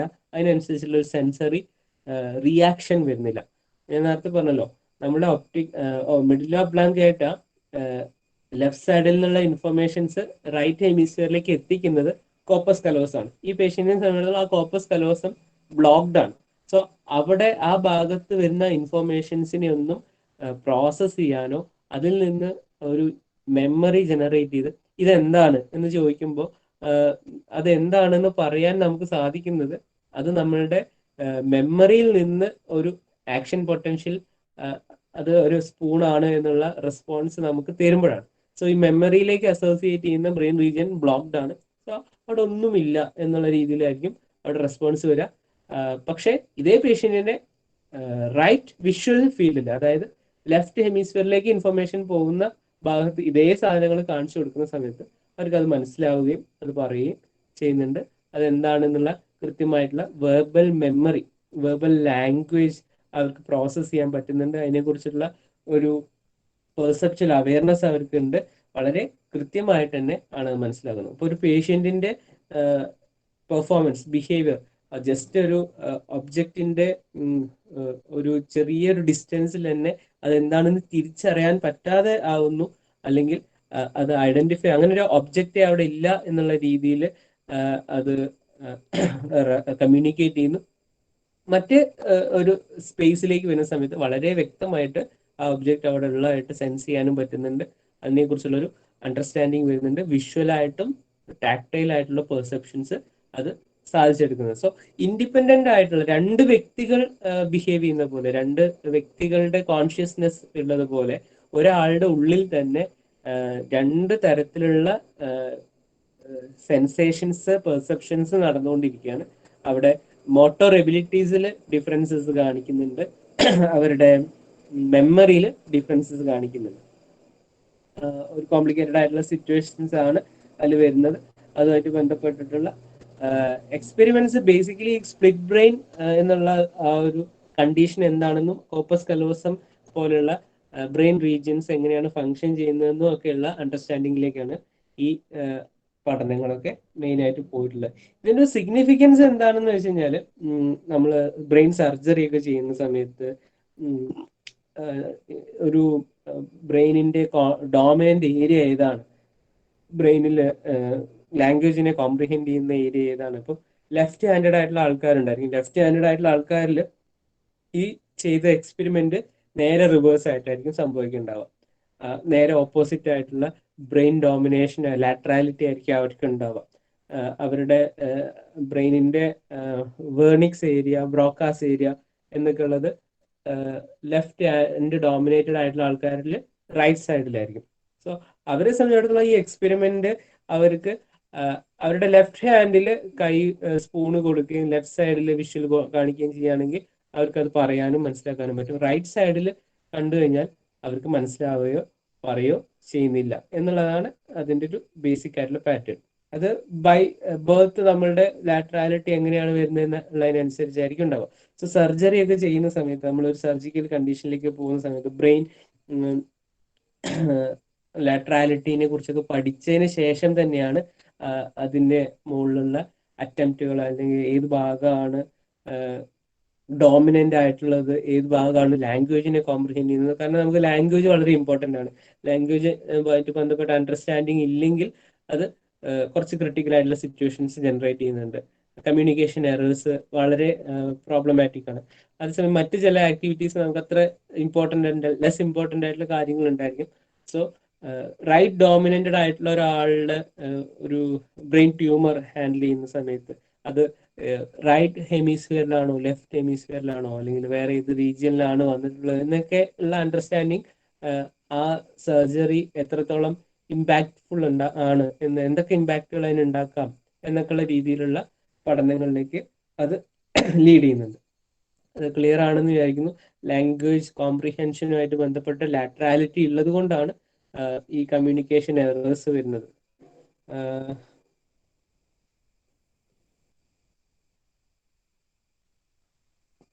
ഓക്കെ, അത് അതിലേക്ക് വരുന്ന സമയത്ത് അതിൻ്റെ ഫർദർ ആയിട്ടുള്ള കൺക്ലൂഷൻസ് വരുന്നുണ്ട്. ഹെമിസ്ഫിയർ സ്പ്ലിറ്റ് ബ്രെയിൻ പേഷ്യന്റിലേക്ക് വരുന്ന സമയത്ത് കമ്മ്യൂണിക്കേഷൻ എന്ന് പറയുന്ന പ്രോസസ്സ് ക്രോസ്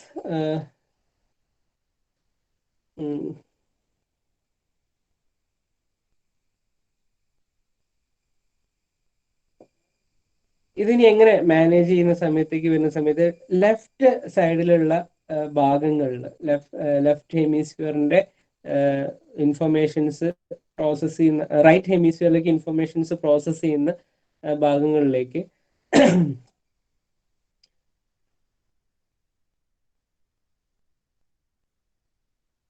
ഒരു 2017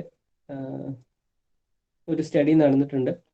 ഗസൈൻഗ എന്നുള്ള ഒരു സൈക്കോളജിസ്റ്റ് ആണ് പഠിച്ചിട്ടുള്ളത്. അവർ ചെയ്തിട്ടുള്ള ഒരു കാര്യം, റെഡ് കളറിലും ഗ്രീൻ കളറിലുള്ള ഇമേജസ് അവരുടെ ലെഫ്റ്റ് വിഷ്വൽ ഫീൽഡിൽ, സ്പ്ലിറ്റ് ബ്രെയിൻ പേഷ്യൻറ്റിൻ്റെ ലെഫ്റ്റ് വിഷ്വൽ ഫീൽഡിൽ കാണിക്കുകയും എന്നിട്ട് അവർ അതിനെ കണ്ടിട്ട് അതെന്താണെന്നുള്ള ഇത് റെസ്പോണ്ട് ചെയ്യാൻ പറയുന്നു. അവർ അതിൽ മനസ്സിലാക്കിയ കാര്യം എന്താ വെച്ച് കഴിഞ്ഞാൽ,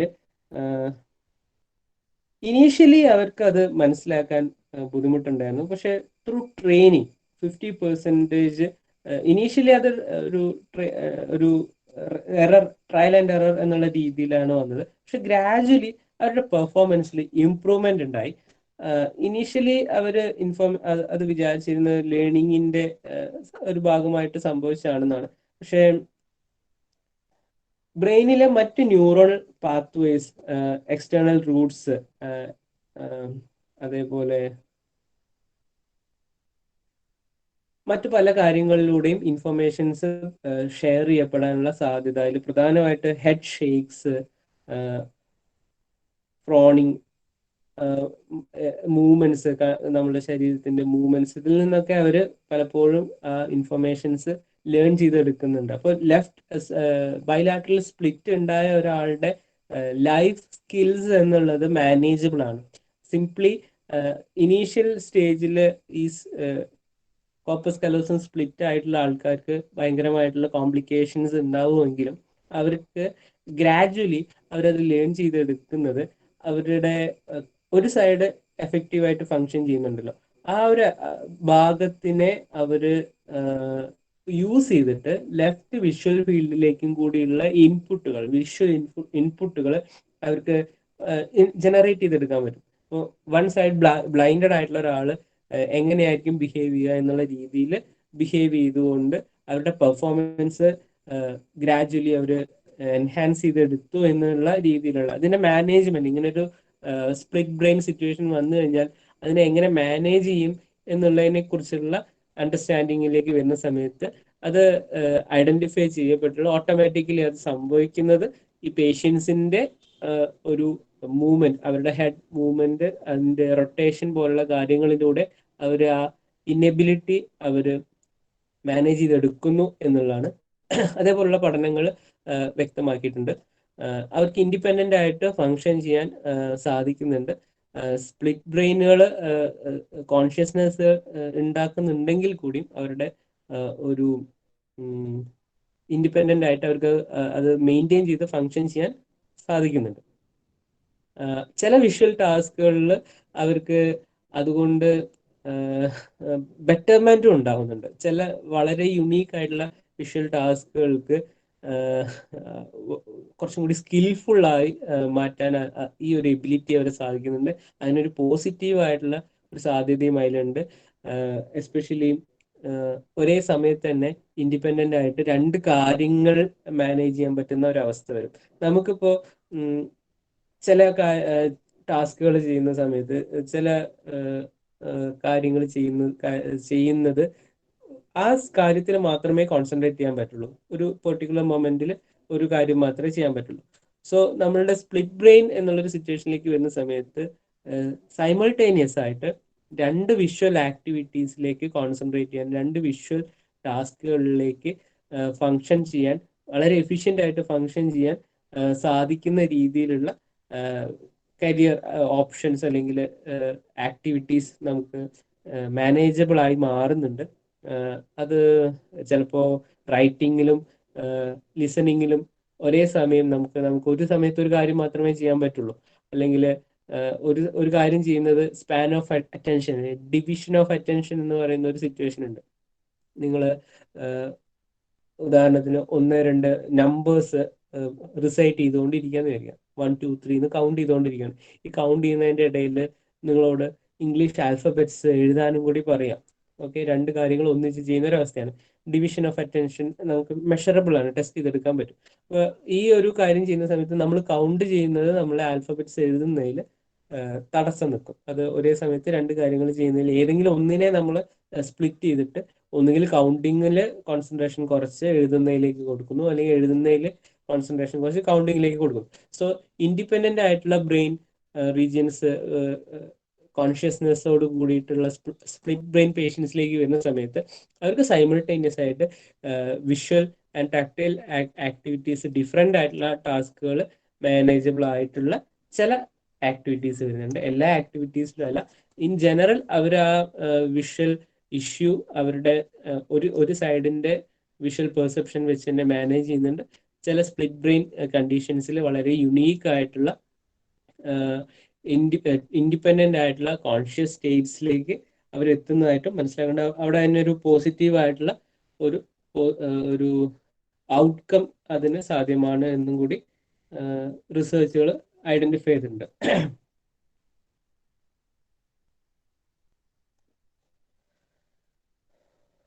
ദെൻ ചില പഠനങ്ങൾ അതുമായിട്ട് ബന്ധപ്പെട്ട് വരുന്നുണ്ട്.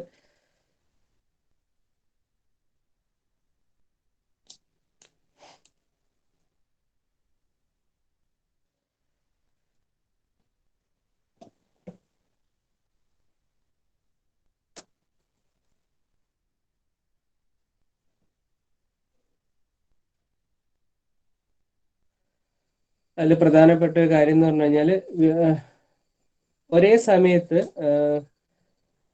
കണ്ണുമായിട്ട് ബന്ധപ്പെട്ട ഇൻപുട്ടുകൾ, വിഷ്വൽ ഇൻപുട്ടുകൾ അവർക്ക് മാനേജ് ചെയ്യാൻ പറ്റുന്ന ഒരു പെർട്ടിക്കുലർ സിറ്റുവേഷനാണ് സ്പ്ലിറ്റ് ബ്രെയിൻ പേഷ്യൻറ്റിൽ വന്നിട്ടുള്ളത്. അങ്ങനെയുള്ള എക്സ്പെരിമെൻ്റൽ കണ്ടീഷൻസിൽ അവർക്ക് മാനേജ് ചെയ്യണം. ഒരേ സമയം വിഷ്വൽ ആൻഡ് മൂവ്മെന്റ്, മോട്ടോർ മൂവ്മെന്റും വിഷ്വൽ മൂവ്മെന്റും ഒരേപോലെ മാനേജ് ചെയ്യുന്ന ചില സിറ്റുവേഷൻസ് എക്സ്പെരിമെന്റലി പ്രൂവ് ചെയ്യപ്പെട്ടിട്ടുണ്ട് എന്നുള്ള രീതിയിലാണ് അത് പറയുന്നത്. ഇതിന്റെ നേരത്തെ ഞാൻ പറഞ്ഞു, ഇത് എന്തുകൊണ്ടാണ് ഇത് റെലവെന്റ് ആവുന്നതെന്ന് പറഞ്ഞാൽ പേഷ്യൻസിൽ ചില സർജിക്കൽ സിറ്റുവേഷൻസിലേക്കൊക്കെ പോകുന്ന സമയത്ത് അവരുടെ ബൈലാട്രാലിറ്റി എന്താണെന്ന് കൃത്യമായിട്ട് ഐഡന്റിഫൈ ചെയ്യേണ്ടി വരും. അതിനുവേണ്ടി ഡോക്ടേഴ്സ് സർജിക്കലി യൂസ് ചെയ്യുന്ന ഒരു മെത്തേഡാണ് സോഡിയം അമിറ്റാൽ ടെസ്റ്റ്. ഒരു കെമിക്കലാണ് സോഡിയം അമിറ്റാൽ എന്നുള്ള രീതിയിൽ. അതുപോലെ പലതരത്തിലുള്ള കെമിക്കൽസിന് ഒരു കപ്പാസിറ്റി ഉണ്ട്. ആ കെമിക്കല് ശരീരത്തിലേക്ക് ഇഞ്ചെക്ട് ചെയ്ത് കഴിഞ്ഞാൽ ശരീരത്തിന്റെ ഏതെങ്കിലും ഒരു ബ്രെയിൻ റീജിയൻ, ഒരു ഹെമിസ്ഫിയർ, അതിനെ മാത്രം സെപ്പറേറ്റ് ആയിട്ട് വീക്കൻ ചെയ്യാൻ പറ്റും, അല്ലെങ്കിൽ അനസ്തേഷ്യ പോലുള്ള സിറ്റുവേഷൻ ജനറേറ്റ് ചെയ്യാൻ പറ്റും. സോ ഒരു ഡീറ്റെയിൽ ആയിട്ടുള്ള ബ്രെയിൻ സർജറിയിലേക്കൊക്കെ പോകുന്ന സമയത്ത് സോഡിയം അമിറ്റാൽ ടെസ്റ്റ് പോലുള്ള ടെസ്റ്റുകൾ നടത്തിയിട്ടാണ് സർജറി ഒക്കെ ചെയ്യാറ്. അതിന്റെ ഭാഗമായിട്ട് ഇപ്പൊ നമ്മൾ ചെയ്ത പോലുള്ള വിഷ്വൽ പെർസെപ്ഷൻ ടെസ്റ്റ് ആണ് ചെയ്യുന്നത്. ഒരു ലെഫ്റ്റ് ഹെമിസ്ഫിയർ ആയിരിക്കും അല്ലെങ്കിൽ റൈറ്റ് ഹെമിസ്ഫിയർ ആയിരിക്കും. അതിൽ ഏതെങ്കിലും ഒന്നിനെ സർജിക്കലി ഇൻടോക്സിക്കേറ്റ് ചെയ്യുന്നു അല്ലെങ്കിൽ അതിനെ പാരലൈസ് ചെയ്യുന്നു. അവിടെ നമ്മൾ അതിനെ ഉറക്കി കിടത്തുന്ന ഒരവസ്ഥ, അനസ്തേഷ്യ പോലുള്ള സിറ്റുവേഷൻ അപ്ലൈ ചെയ്തിട്ട് ആ സമയത്ത് അവരുടെ ഒരു ഹെമിസ്ഫിയർ മാത്രമാണ് അനസ്തേഷ്യ എക്സ്പീരിയൻസ് ചെയ്യുന്നത്.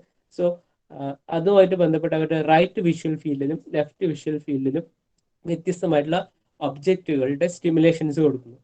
റൈറ്റ് ഹെമിസ്ഫിയറിൽ നിന്ന് ഒബ്ജക്റ്റ് ഇൻഫ്ലുവൻസ് ചെയ്തിട്ട് അത് സെൻസ് ചെയ്യുന്നുണ്ടെങ്കിൽ അത് ലെഫ്റ്റ് ഹെമിസ്ഫിയറിന്റെ ആക്ടിവിറ്റി തന്നെയാണ് കാണിക്കുന്നത്.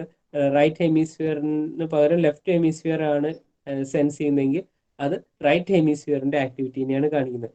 സെപ്പറേറ്റ് ആയിട്ടുള്ള ബ്രെയിൻ റീജിയൻസിലെ ആക്ടിവിറ്റീസ് ഇവാലുവേറ്റ് ചെയ്യേണ്ട സിറ്റുവേഷൻസ് വരുന്ന സമയത്ത് ഒരു ബ്രെയിൻ റീജിയൻ മാത്രം ഇനാക്റ്റീവ് ആക്കി മറ്റൊരു ബ്രെയിൻ ഹെമിസ്ഫിയറിനെ ആക്ടിവേറ്റ് ആക്കിയിട്ട് സെൻസറി ഇൻപുട്ടുകൾ കൊടുത്തിട്ട് ഏത് ഹെമിസ്ഫിയർ ആണ് ഈ പേഷ്യന്റിനെ സംബന്ധിച്ചിടത്തോളം റെലവെന്റ് ആയിട്ടുള്ളത്, പ്രസന്റ്ലി ഫങ്ഷൻ ചെയ്യുന്നത് എന്നുള്ളതിനെ കുറിച്ചുള്ള ടെസ്റ്റുകളാണ്. പലതരത്തിലുള്ള കെമിക്കൽസ് ഉപയോഗിച്ചിട്ടാണ് ഈ ടെസ്റ്റുകൾ ചെയ്യുന്നത്. ഇത് ടെക്നിക്കലായിട്ടുള്ള ഒരു സിറ്റുവേഷനാണ്. സ്പ്ലിറ്റ് ബ്രെയിൻ പോലുള്ള കണ്ടീഷൻസിനെ നമുക്ക് കെമിക്കലി ടെമ്പററി ആയിട്ട് ജനറേറ്റ് ചെയ്യാം. കണ്ടിന്യൂസ് ആയിട്ടുള്ള പെർമനന്റ് ആയിട്ടുള്ള സ്പ്ലിറ്റ് ബ്രെയിൻ കണ്ടീഷൻ മാത്രമല്ല, കെമിക്കൽ ആയിട്ടുള്ള ടെമ്പററി ആയിട്ടുള്ള അനസ്തേഷ്യ പോലെയുള്ള കണ്ടീഷൻസ് കൊടുത്തുകൊണ്ടുള്ള ബൈലാട്രാലിറ്റി ജനറേറ്റ് ചെയ്യാനും സാധിക്കുന്നുണ്ട്. അതിന്റെ ടെക്നിക്കൽ ആയിട്ടുള്ള ഒരുപാട് അഡ്വാൻസ്ഡ് ആയിട്ടുള്ള സ്റ്റഡീസ് ഒക്കെയാണ് അതിൽ വരുന്നത്. സെപ്പറേറ്റ് ആയിട്ടുള്ള കോൺഷ്യസ്നെസ് ഉണ്ടാവുക എന്നുള്ളത് തന്നെ ഒരു കോംപ്ലിക്കേറ്റഡ് ആയിട്ടുള്ള സിറ്റുവേഷൻ ആണ്. അത് ചിലപ്പോഴൊക്കെ ഹെൽത്തി ആയിട്ടുള്ള ചില വിഷ്വൽ പെർസെപ്ഷനിലേക്കൊക്കെ പോവാൻ സാധ്യതയുണ്ട്. പക്ഷെ എല്ലായ്പ്പോഴും അതങ്ങനെ ആയിക്കൊള്ളുന്നില്ല. എന്നാലും ജനറലി ഇങ്ങനെയുള്ള ആൾക്കാരെ നോർമൽ കോൺഷ്യസ്നെസ് ഉള്ള രീതിയിൽ തന്നെയാണ് മാനേജ് ചെയ്ത് പോകുന്നത്. വലിയ കോംപ്ലിക്കേഷൻസ് അതിൽ കാണിക്കാറില്ല. ദെൻ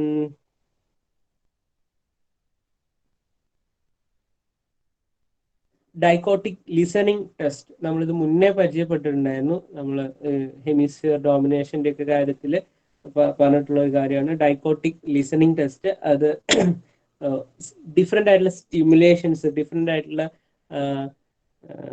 എന്താ പറയുക ഇൻഫോർമേഷൻസ് നമ്മൾ ഓഡിറ്ററി പാറ്റേൺ ലെഫ്റ്റ് ഓഡിറ്ററി ട്രാക്കിലേക്കും റൈറ്റ് ഓഡിറ്ററി ട്രാക്കിലേക്കും ഇൻപുട്ട് ആയിട്ട് കൊടുക്കുന്ന ഒരു സിറ്റുവേഷനാണ് ഡൈക്കോട്ടിക് ലിസണിങ് ടെസ്റ്റ് എന്ന് പറഞ്ഞ ഒരു സിറ്റുവേഷൻ വരുന്നത്. ഇയർഫോൺസ് ഉപയോഗിച്ചിട്ടാണ് ചെയ്യുന്നത്. ഒരുമിച്ചായിരിക്കും ഈ ഇൻഫോർമേഷൻസ് പോകുന്നുണ്ട്. അപ്പോൾ ഒരുമിച്ച് ഡിഫറെൻ്റ് ആയിട്ടുള്ള രണ്ട് ചെവിയിലും ഡിഫറെൻ്റ് ആയിട്ടുള്ള ഇൻഫോർമേഷൻസ് ഇൻപുട്ട് ആയി കൊടുക്കും. അവരിൽ പ്രധാനപ്പെട്ട ഒരു ഇഷ്യൂ എന്താ വെച്ച് കഴിഞ്ഞാൽ അറ്റൻഷൻ ആയിട്ട് ബന്ധപ്പെട്ട ഒരു ഇഷ്യൂ ആണ് വരുന്നത്. അറ്റൻഷന്റെ ഡിവിസിബിലിറ്റി ഓഫ് അറ്റൻഷൻ വരുന്നുണ്ട്.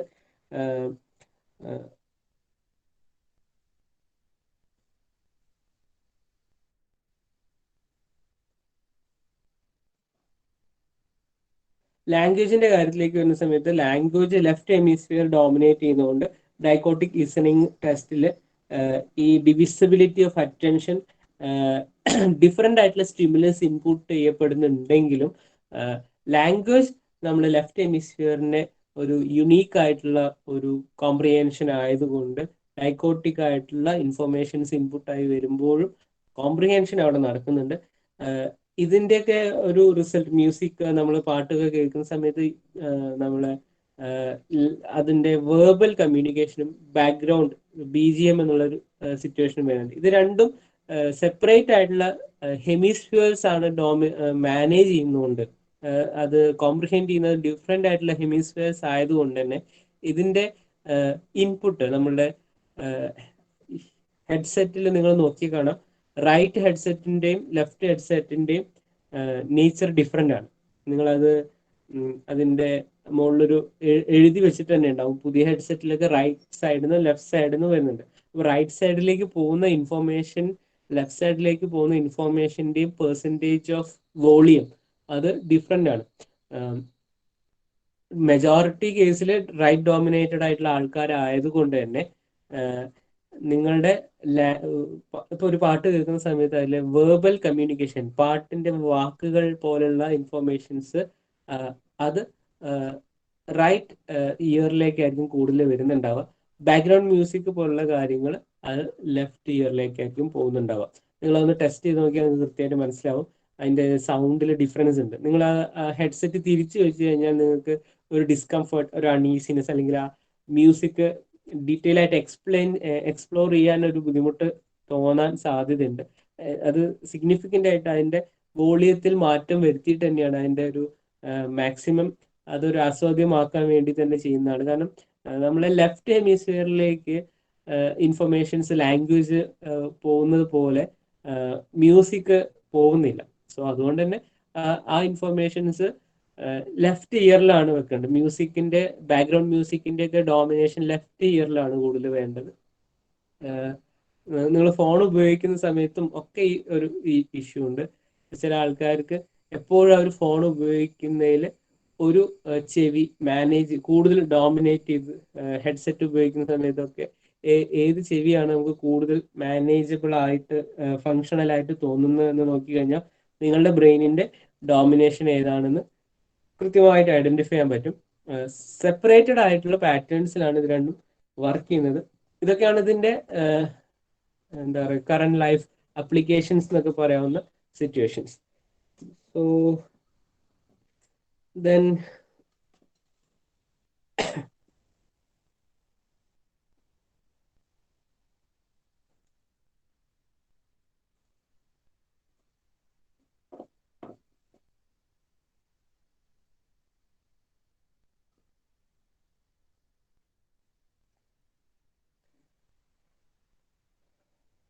ഇതുമായിട്ട് ബന്ധപ്പെട്ട മറ്റ് നമ്മൾ മുന്നേ ഡിസ്കസ് ചെയ്ത കാര്യങ്ങൾ തന്നെയാണ് അതിന്റെ റിപ്പീറ്റേഷൻ വന്നിട്ടുണ്ട്. നിങ്ങൾ സ്റ്റഡി മെറ്റീരിയലിന്റെ ഒരു ഇഷ്യൂ എന്ന് പറഞ്ഞു കഴിഞ്ഞാൽ ഒരുപാട് റിസർച്ചേഴ്സ് ഒരുപാട് ആൾക്കാർ ഒന്നിച്ച് എഴുതിയിട്ടുള്ള ഒരു സ്റ്റഡി മെറ്റീരിയലാണ്.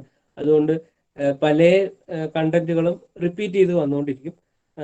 ഈ ബ്രെയിൻ ഇമാജിനേഷനൊക്കെ ആയിട്ട് ബന്ധപ്പെട്ട ഒരു ഡീറ്റെയിൽഡ് ആയിട്ടുള്ള ചാപ്റ്റർ നമ്മൾ ആദ്യമേ ഡിസ്കസ് ചെയ്തതാണ്. അതിന്റെ ഒരു റിപ്പീറ്റേഷൻ അവിടെ കിടക്കുന്നുണ്ടായിരിക്കും. ഏതൊക്കെ രീതിയിലാണ് ബ്രെയിൻ റിസർച്ച് സ്റ്റഡീസ് നടത്തുന്നത്. ബ്രെയിനിനെ കുറിച്ചുള്ള സ്റ്റഡീസ് നമ്മൾ പറയുകയാണെങ്കിൽ ഏറ്റവും ആദ്യം മുതൽ ബ്രെയിനിലേക്ക് ഇന്റർവെൻഷൻസ് തുടങ്ങിയിട്ടുള്ളത് ബ്രെയിൻ ട്യൂമേഴ്സ് അല്ലെങ്കിൽ ഇങ്ങനെ പാത്തോളജിക്കൽ സിറ്റുവേഷൻ തന്നെയാണ് ബ്രെയിനിന്റെ മുകളിലേക്കുള്ള ഇന്റർവെൻഷൻസ് വന്നിട്ടുള്ളത്. ബ്രെയിൻ ട്യൂമർ അല്ലെങ്കിൽ ഹൈഡ്രോസെഫാലി പോലുള്ള സിറ്റുവേഷൻസ് അല്ലെങ്കിൽ മെനിഞ്ചൈറ്റിസ് ഇങ്ങനെയൊക്കെയുള്ള സിറ്റുവേഷൻസിൽ വരുന്ന സമയത്ത് ഭയങ്കരമായിട്ടുള്ള പെയിൻ ഇൻഡ്യൂസ് ചെയ്യപ്പെടും. ഭയങ്കരമായിട്ട് പെയിൻ ഇൻഡ്യൂസ് ചെയ്യപ്പെടുന്ന സമയത്ത് ട്രാംഫിനേഷൻ എന്ന് പറയുന്ന ഒരു മെത്തേഡാണ് ആൻഷ്യന്റ് വേൾഡിൽ നടന്നിട്ടുള്ളത്. ട്രാംഫിനേഷൻ എന്ന് പറഞ്ഞു കഴിഞ്ഞാൽ വളരെ ഷാർപ്പായിട്ടുള്ള ഒരു ഒബ്ജക്റ്റ് ഉപയോഗിച്ചിട്ട് ബ്രെയിനിനെ ബൾജ് ചെയ്ത് നിൽക്കുന്ന, ബ്രെയിനിന് പെയിൻ തോന്നുന്ന, ബ്രെയിനിൽ സ്വെല്ലിംഗ് ഉണ്ടായിട്ടുള്ള ആ ഭാഗത്തിലെ സ്കള്ള് ഒരു ആണി ഉപയോഗിച്ചിട്ട് ഡ്രില്ല് ചെയ്തിട്ട് അതിൻ്റെ ഭാഗത്തുള്ള എന്താ പറയാ ഇൻഫ്ലമേഷനെ അല്ലെങ്കിൽ ആ ബ്രെയിനിന്റെ ട്യൂമറിനെ എക്സ്പെൽ ചെയ്ത് കളയുന്ന ഒരു മെത്തേഡാണ് ട്രാംഫിനേഷൻ എന്നുള്ള രീതിയിൽ മുൻകാലങ്ങളിൽ ചെയ്തു പോന്നിരുന്നത്. അത് ഒരു പ്രാകൃതമായ രീതിയാണെങ്കിൽ കൂടിയും അത് എഫിഷ്യന്റ് ആണ് എന്നുള്ള പഠനങ്ങൾ നടന്നിട്ടുണ്ട്. കാരണം ചില ആർക്കിയോളജിക്കൽ റിസർച്ചുകളിൽ എക്സ്കവേറ്റ് ചെയ്തെടുത്തിട്ടുള്ള ബ്രെയിൻ സ്കള്ളിന്റെ മുകളിൽ നടത്തിയുള്ള പഠനങ്ങൾ തെളിയിക്കുന്നത് എന്താണെന്ന് വെച്ച് കഴിഞ്ഞാൽ ഒന്നിൽ കൂടുതൽ തവണ ട്രാൻഫിനേറ്റ് ചെയ്യപ്പെട്ടിട്ടുള്ള പേഷ്യൻസിനെ സ്കള്ള് കിട്ടിയിട്ടുണ്ട്. ഒന്നിൽ കൂടുതൽ തവണ എന്ന് പറഞ്ഞു കഴിഞ്ഞാൽ വ്യത്യസ്തമായ വർഷങ്ങളിൽ വ്യത്യസ്തമായ കാലയളവുകളിൽ ട്രാൻഫിനേഷൻ നടത്തിയിട്ടുള്ള ബ്രെയിൻ സ്കള്ളുകൾ കിട്ടിയിട്ടുണ്ട്. അതിൻ്റെ ബ്രെയിനിൽ ഡ്രില്ല് ചെയ്തിട്ടുള്ളതിൻ്റെ കാലപ്പഴക്കം പരിശോധിക്കുന്ന സമയത്ത് 2 തവണ ഡ്രില്ല് ചെയ്യുന്നതിൻ്റെ ഇടയിൽ വർഷങ്ങളുടെ ഗ്യാപ്പ് ഉണ്ടായിട്ടുണ്ട്. അപ്പോൾ അത്രയും വർഷം ഇയാൾ ജീവിച്ചിരുന്നു എന്നുള്ളതിൻ്റെ ഒരു തെളിവായിട്ടും ആ ട്രാൻഫിനേഷൻ എന്നുള്ള മെത്തേഡ് ആ കാലഘട്ടങ്ങളിൽ എഫക്റ്റീവ് ആയിട്ടുള്ള സർജിക്കൽ അറ്റംപ്റ്റ് തന്നെ ആയിരുന്നു എന്നുള്ള രീതിയിലും മനസ്സിലാക്കിയിട്ടുണ്ട്. പെയിൻ റെഡ്യൂസ് ചെയ്യാൻ വേണ്ടി അന്ന് ചെയ്തിട്ടുള്ള രീതിയാണെങ്കിൽ കൂടിയും അത് ആളുടെ ഡെത്തിലേക്ക് ലീഡ് ചെയ്തിട്ടില്ല. സോ അത്തരത്തിൽ ധാരാളം ട്രാൻഫിനേറ്റഡ് ആയിട്ടുള്ള ബ്രെയിൻ സ്കള്ളുകൾ പല സൈറ്റുകളിൽ നിന്ന്, ആർക്കോളജിക്കൽ സൈറ്റുകളിൽ നിന്നും കണ്ടെത്തിയിട്ടുണ്ട്. ബയോളജിക്കൽ ആയിട്ടുള്ള ബ്രെയിനിലേക്കുള്ള ഇന്റർവെൻഷൻസ് ഇതേപോലെ വർഷങ്ങൾ മുന്നേ തന്നെ തുടങ്ങിയിട്ടുണ്ട്. അതിൽ പലതും സക്സസ്ഫുൾ ആയിരുന്നു. ഇപ്പം ആയുർവേദത്തിലേക്കൊക്കെ വരുന്ന സമയത്ത് തന്നെ സ്പെഷ്യലൈസേഷൻസ് ആണ് ആയുർവേദത്തിൽ ഈ മസ്തിഷ്ക ജന്യ രോഗങ്ങൾക്ക് വേണ്ടിയിട്ട് ഉണ്ടായിട്ടുള്ളത്. അതിൽ മാത്രം സ്പെഷ്യലൈസ് ചെയ്തിട്ടുള്ള വൈദ്യന്മാർ. അപ്പം മനോരോഗ വിദഗ്ധർ എന്ന് പറഞ്ഞു കഴിഞ്ഞാൽ ആയുർവേദത്തിലെ ഒരു ബ്രാഞ്ചാണ്, സ്പെഷ്യലൈസേഷനാണ്. അവരത് ആ രോഗങ്ങൾ മാത്രമേ ചെയ്യുള്ളൂ. അതുമായിട്ട് ബന്ധപ്പെട്ട കെമിക്കൽ ഇന്റർവെൻഷൻസും മറ്റ് ഇതേപോലുള്ള ഈവൻ സർജിക്കൽ ആയിട്ടുള്ള ഇന്റർവെൻഷൻസും ഒക്കെ ധാരാളം നടന്നിട്ടുണ്ട്. ദെൻ ബ്രെയിൻ എന്നുള്ളത് ഒരു സിഗ്നിഫിക്കൻ്റ് ആയിട്ടുള്ള ഒരു ബോഡി റീജിയൻ ആയിട്ട് തന്നെ ഐഡന്റിഫൈ ചെയ്തത് അധികം പഴക്കമുള്ള കാലഘട്ടത്തിലല്ല, ലേറ്റസ്റ്റ് ആയിട്ടുള്ള ഒരു അറ്റംപ്റ്റ് ആണ്. ഈ ട്രാൻഫിനേഷനൊക്കെ നടത്തുന്ന സമയത്ത് തന്നെ ബ്രെയിനിലേക്ക് ഒരു സുഷിരം ആക്കി കൊടുക്കുക, ഒരു തുളച്ച് കൊടുക്കുക എന്നൊക്കെ ചിന്തിക്കുന്ന തന്നെ ബ്രെയിൻ ഒരു ലെസ് ഇമ്പോർട്ടൻ്റ് ആയിട്ടുള്ള ഓർഗൻ ആണ് എന്ന് ചിന്തിക്കുന്ന കാലഘട്ടത്തിലാണ്. അത് അതിന്റെ ഭാഗമാണ്. ബ്രെയിനിന്റെ ഒരു പ്രാധാന്യം അറിയാത്തത് കൊണ്ട് തന്നെയാണ് അതിനെ ഡ്രില്ല് ചെയ്യാൻ വളരെ കാഷ്വലായിട്ട് പുറമേ നിന്ന് നേരിട്ടുള്ള ഡ്രില്ലുകളാണ് നടത്തിയിട്ടുള്ളത്. എന്നിരുന്നാൽ കൂടി അത്തരത്തിലുള്ള അറ്റംപ്റ്റുകൾ ആ കാലഘട്ടത്തിൽ അവരെ പെയിൻ റെഡ്യൂസ് ചെയ്യുന്നതിൽ ഹെൽപ്പ് ചെയ്തിട്ടുണ്ടായിരിക്കും, അല്ലെങ്കിൽ അവർ സർവൈവ് ചെയ്യുന്നതിന്റെ ഡ്യൂറബിലിറ്റി കുറച്ചും കൂടിയൊക്കെ എക്സ്റ്റെൻഡ് ചെയ്ത് കൊടുത്തിട്ടുണ്ടായിരിക്കും. അതുകൊണ്ടാണ് അത് റിപ്പീറ്റ് ചെയ്യപ്പെട്ടത്. ഒരു മിസ്റ്റേക്ക് ആയിരുന്നെങ്കിൽ അത് അത്ര അധികം റിപ്പീറ്റ് ചെയ്യപ്പെടുന്നുണ്ടാവില്ല. അത് സക്സസ്ഫുൾ ആയിട്ടുള്ള അറ്റംപ്റ്റുകളായിരുന്നു അതിൽ നടന്നിട്ടുണ്ടായിരുന്നത്. അതിന്റെ ഒരു എക്സ്റ്റെൻഡഡ് വേർഷനാണ് ഇപ്പോൾ നമ്മൾ മെഡിക്കൽ ഫീൽഡിലൊക്കെ ചെയ്തുകൊണ്ടിരിക്കുന്ന സർജറി എന്നൊക്കെ വരുന്നത്. സർജറിയുടെയൊക്കെ ബ്രെയിൻ സർജറിയുടെയൊക്കെ ഒരു ഇനീഷ്യൽ സ്റ്റേജ് ആണത്. ദെൻ അതുമായിട്ട് ബന്ധപ്പെട്ട് മറ്റു പലതരത്തിലുള്ള സൈക്കോളജിക്കൽ റിസർച്ചുകൾ നടന്നിട്ടുണ്ട്. ബ്രെയിനിന്റെ സ്കള്ളിന്റെ സൈസ് ഉപയോഗപ്പെടുത്തിയിട്ട് ആൾക്കാരുടെ ഇന്റലിജൻസ് കാൽക്കുലേറ്റ് ചെയ്യുന്ന ഒരു അറ്റംപ്റ്റ് ആയിരുന്നു അത്. ബ്രെയിനിന്റെ റേഡിയസ് മെഷർ ചെയ്യും. ബ്രെയിനിന്റെ മുകളിൽ ഒരു ചരട് വെച്ചിട്ട് എത്ര റേഡിയസ് ഉണ്ട് എന്നുള്ള രീതിയിൽ നോക്കിയിട്ട് അയാളുടെ ഇന്റലിജൻസ് കാൽക്കുലേറ്റ് ചെയ്യും. വലിയ തലയ്ക്ക് ഒരുപാട് വലുപ്പമുള്ള ആൾക്കാർക്ക് കൂടുതൽ ഇന്റലിജൻസ് ഉണ്ട് എന്നുള്ള രീതിയിലുള്ള പഠനങ്ങൾ ഒക്കെ നടന്നിട്ടുണ്ടായിരുന്നു. അതൊക്കെ കംപ്ലീറ്റ്ലി സ്യൂഡോ ആയിട്ടുള്ള ഗ്രൗണ്ട്സ് ഇല്ലാത്ത പഠനങ്ങളാണ്. അങ്ങനെയല്ല, അതുമായിട്ട് യാതൊരു ബന്ധവുമില്ല. സ്കള്ളിന്റെ ഷേപ്പും സൈസും ഉള്ളിലുള്ള ബ്രെയിനിന്റെ സൈസുമായിട്ട് ബന്ധപ്പെട്ടതല്ല. സ്കള്ളിന്റെ ഒരു മാനേജ്മെന്റ് എന്ന് പറയുന്നത് അത് പ്യൂർലി അതിന്റെ അനാറ്റമിക്കൽ സ്ട്രക്ചറിലാണ്. ബ്രെയിനിന്റെ ഫങ്ഷണൽ ആയിട്ടുള്ള ഒന്നുമായിട്ട് അതിന് ബന്ധമില്ല. പക്ഷെ ഹൈഡ്രോസെഫാലി, മൈക്രോസെഫാലി എന്നുള്ള രണ്ട് സിറ്റുവേഷൻസ് ബ്രെയിൻ ഡാമേജ്ഡ് ആയിട്ടുള്ള സിറ്റുവേഷനിൽ വരാം. ഹൈഡ്രോസെഫാലിയിൽ മുന്നേ പറഞ്ഞ സെറിബ്രോ സ്പൈനൽ ഫ്ലോയിഡിന്റെ ഒരു ബ്ലോക്ക് വരുന്ന സമയത്താണ് ഹൈഡ്രോസെഫാലി വരുന്നത്. അതിലൊക്കെ ഈ ട്രാൻസ്ഫിനേഷൻസ് നടത്തിയിട്ടുണ്ടാവാം. ദെൻ മൈക്രോസെഫാലി എന്ന് പറയുമ്പോൾ ചെറിയ ബ്രെയിൻ ആയിട്ട് ന്യൂ ബോൺ ക്രോമസോമലൊക്കെ ആയിട്ടുള്ള അബ്നോമാലിറ്റിയുടെ ഭാഗമായിട്ടാണ് മൈക്രോസെഫാലി ഒക്കെ വരുന്നത്. മാക്രോസെഫാലി വലിയ ബ്രെയിൻ. നമ്മൾ കേരളത്തിലൊക്കെ ഈ കാസർഗോഡൊക്കെ അങ്ങനത്തെ കുട്ടികളുടെയൊക്കെ കുറെ പഴയ ഫോട്ടോസ് ഒക്കെ നമ്മൾ കണ്ടിട്ടുണ്ടായിരിക്കും. അങ്ങനെയുള്ള ബർത്തുകൾ ജനറ്റിക് ആയിട്ടുള്ള അബ്നോമാലിറ്റിയിലാണ്, ക്രോമസോമൽ ലെവൽ അബ്നോമാലിറ്റിയാണ് അതിലേക്ക് വരുന്നത്. ദെൻ FMRI, MRI സ്കാനുകൾ പോലുള്ള CT സ്കാനുകൾ പോലുള്ള ബ്രെയിൻ ഇമാജിനറി ടെക്നിക്കുകൾ വന്നോട് കൂടിയിട്ട് ബ്രെയിനുമായിട്ട് റിലേറ്റ് ചെയ്തിട്ടുള്ള വളരെ സ്പെസിഫിക് ആയിട്ടുള്ള ഡീറ്റെയിൽ ആയിട്ടുള്ള റിസർച്ചുകൾ, ഇന്റർവെൻഷൻസ്, തെറാപ്പി, സർജറി പോലുള്ള കാര്യങ്ങൾ അവൈലബിൾ ആണ്. അതുകൊണ്ട് തന്നെ neuro science, neurology, bio neuro psychology എന്നുള്ള ഫീൽഡ് വളരെ സോഫിസ്റ്റിക്കേറ്റഡ് ആയിട്ടുള്ള ഒരുപാട് റിസർച്ചുകൾ, അഡ്വാൻസ്ഡ് ആയിട്ടുള്ള സ്റ്റഡീസ് വരുന്നുണ്ട്. ഫർദർ ആയിട്ടുള്ള സ്റ്റഡീസ് കുറച്ചും കൂടിയൊക്കെ നമുക്ക് നോക്കാവുന്നതേ ഉള്ളൂ. ഒരുപാട് റിസർച്ചുകൾ കണ്ടിന്യൂസ് ആയിട്ട് നടന്നുകൊണ്ടിരിക്കുന്ന ഒരു ഏരിയ ആണ്. ആർട്ടിഫിഷ്യൽ ഇന്റലിജൻസ് എന്നൊക്കെയുള്ള രീതിയിലേക്ക് അത് ഗ്രോ ചെയ്ത് പോയിട്ടുണ്ട്. ദെൻ ബ്രെയിൻ എന്നുള്ള രീതിയിൽ, കോൺഷ്യസ്നെസ് എന്നുള്ള രീതിയിൽ അത് വളരെയധികം ബാധിക്കപ്പെട്ടിട്ടുള്ള ഒരു ഓർഗൻ ആയതുകൊണ്ട് തന്നെ ഏറ്റവും കോൺഷ്യസ്നെസ്സിന്റെ അല്ലെങ്കിൽ മൈൻഡിന്റെ ഒരു കംപ്ലീറ്റ് ആയിട്ടുള്ള എക്സ്പ്ലനേഷൻ തന്നെ അതിനെ കൊണ്ട് കൊടുക്കാൻ സാധിക്കുന്നുണ്ടാവും. അതുമായിട്ട് ബന്ധപ്പെട്ട് നമ്മൾ അതിന്റെ ഇമാജിനറി ടെക്നിക്കുകൾ, brain anatomy, function, neuronal transmission, peripheral nervous system, brain laterality, ഇങ്ങനെയുള്ള വളരെ ഇമ്പോർട്ടൻ്റ് ആയിട്ടുള്ള കുറേ ഏരിയയിലൂടെയാണ് കടന്നു പോയിട്ടുള്ളത്. നമ്മൾ ആ മേജർ റീജിയൻ കഴിയാണ്. നമുക്ക് ഇനി അതിൽ ഏതെങ്കിലുമൊക്കെ ഭാഗം റിപ്പീറ്റ് ചെയ്യാം, അല്ലെങ്കിൽ വേണമെങ്കിൽ ഒന്നും കൂടി എക്സ്പ്ലെയിൻ ചെയ്യാം. ആ എക്സ്പെരിമെന്റ്സ് മനസ്സിലായെന്ന് വിചാരിക്കുന്നു. സ്പ്ലിറ്റ് ബ്രെയിൻ കണ്ടീഷൻ എങ്ങനെയാണെന്ന് നിങ്ങൾക്ക് മനസ്സിലായെന്ന് വിചാരിക്കുന്നു.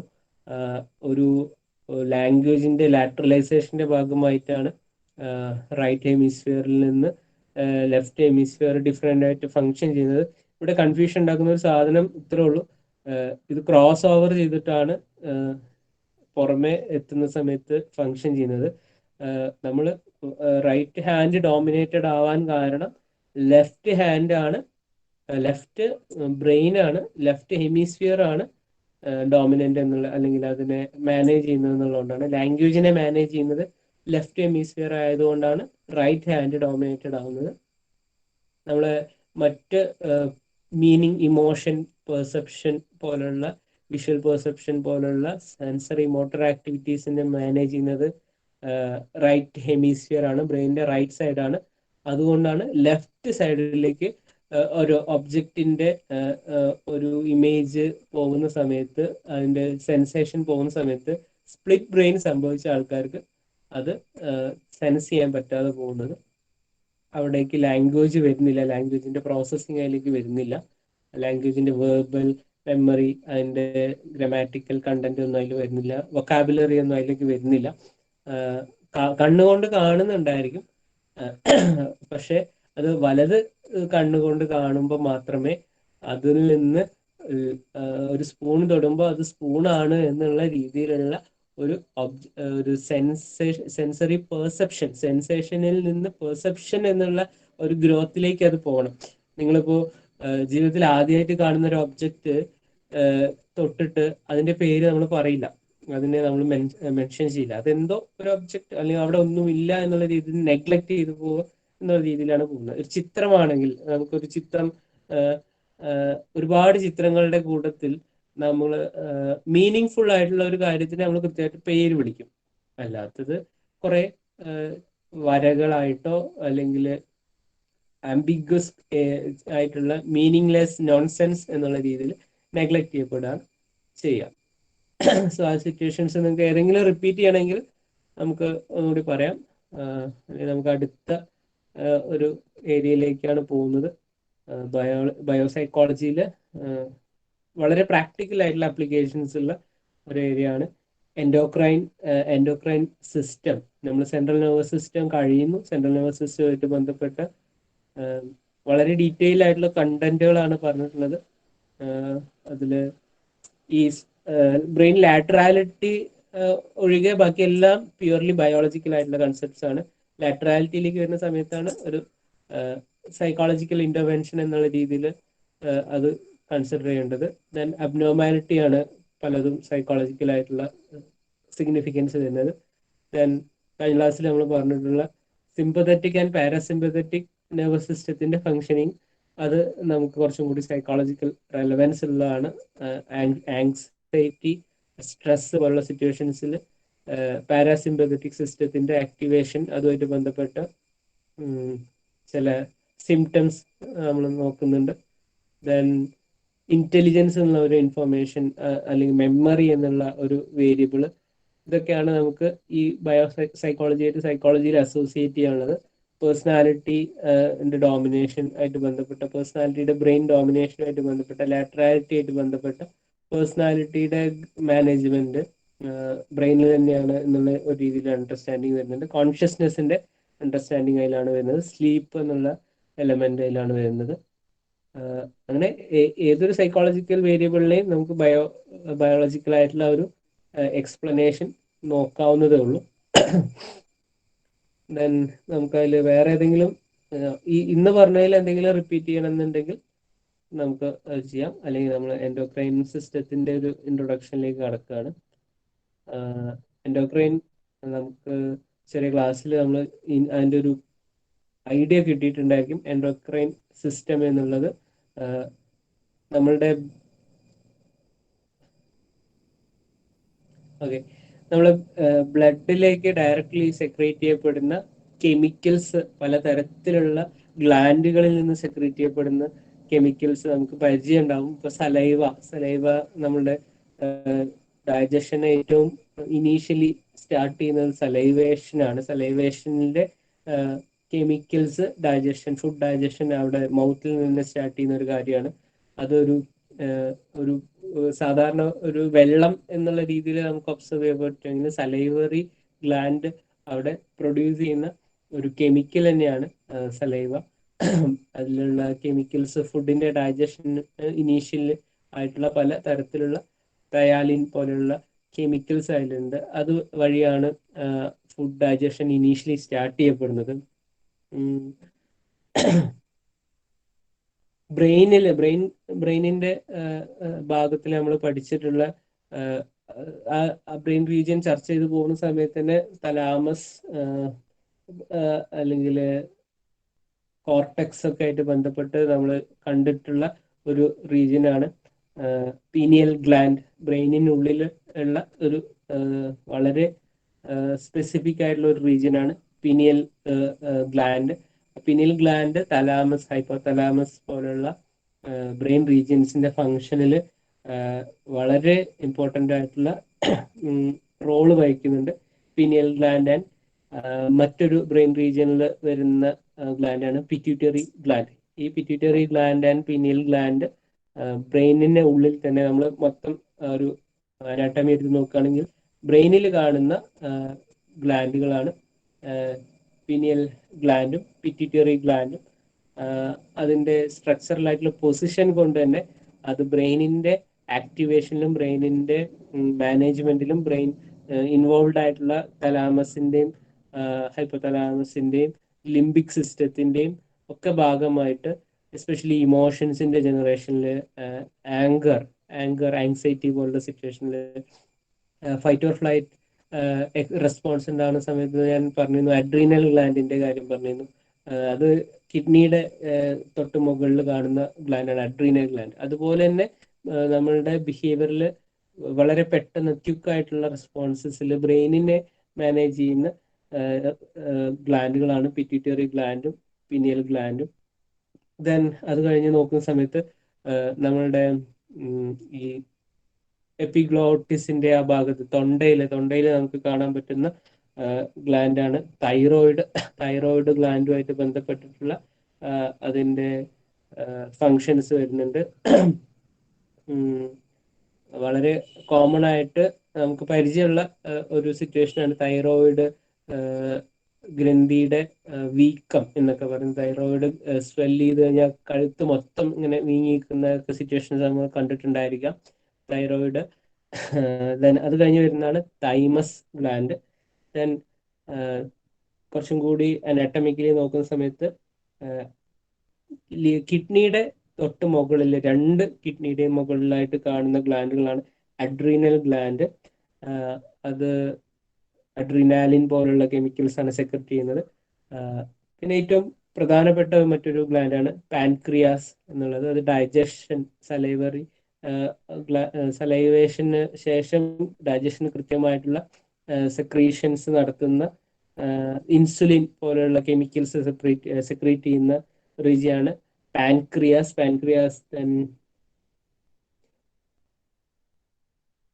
ഇതൊക്കെ നമ്മളെ വൈറ്റൽ ഫങ്ഷൻസിനെ മാനേജ് ചെയ്യുന്ന കെമിക്കൽസ് സെക്രീറ്റ് ചെയ്യുന്ന ഗ്രന്ഥികളാണ്. ദെൻ നമ്മളെ സെക്ഷൽ ഫങ്ഷൻസിനെ സെക്രീറ്റ് ചെയ്യുന്ന സെക്ഷൽ ഗ്ലാൻഡ്സ് എന്നറിയപ്പെടുന്ന ഗ്ലാൻഡുകൾ. അത് നമ്മളുടെ മെയിലിനെ സംബന്ധിച്ചിടത്തോളം ടെസ്റ്റസിലും ഫീമെയിലിനെ സംബന്ധിച്ചിടത്തോളം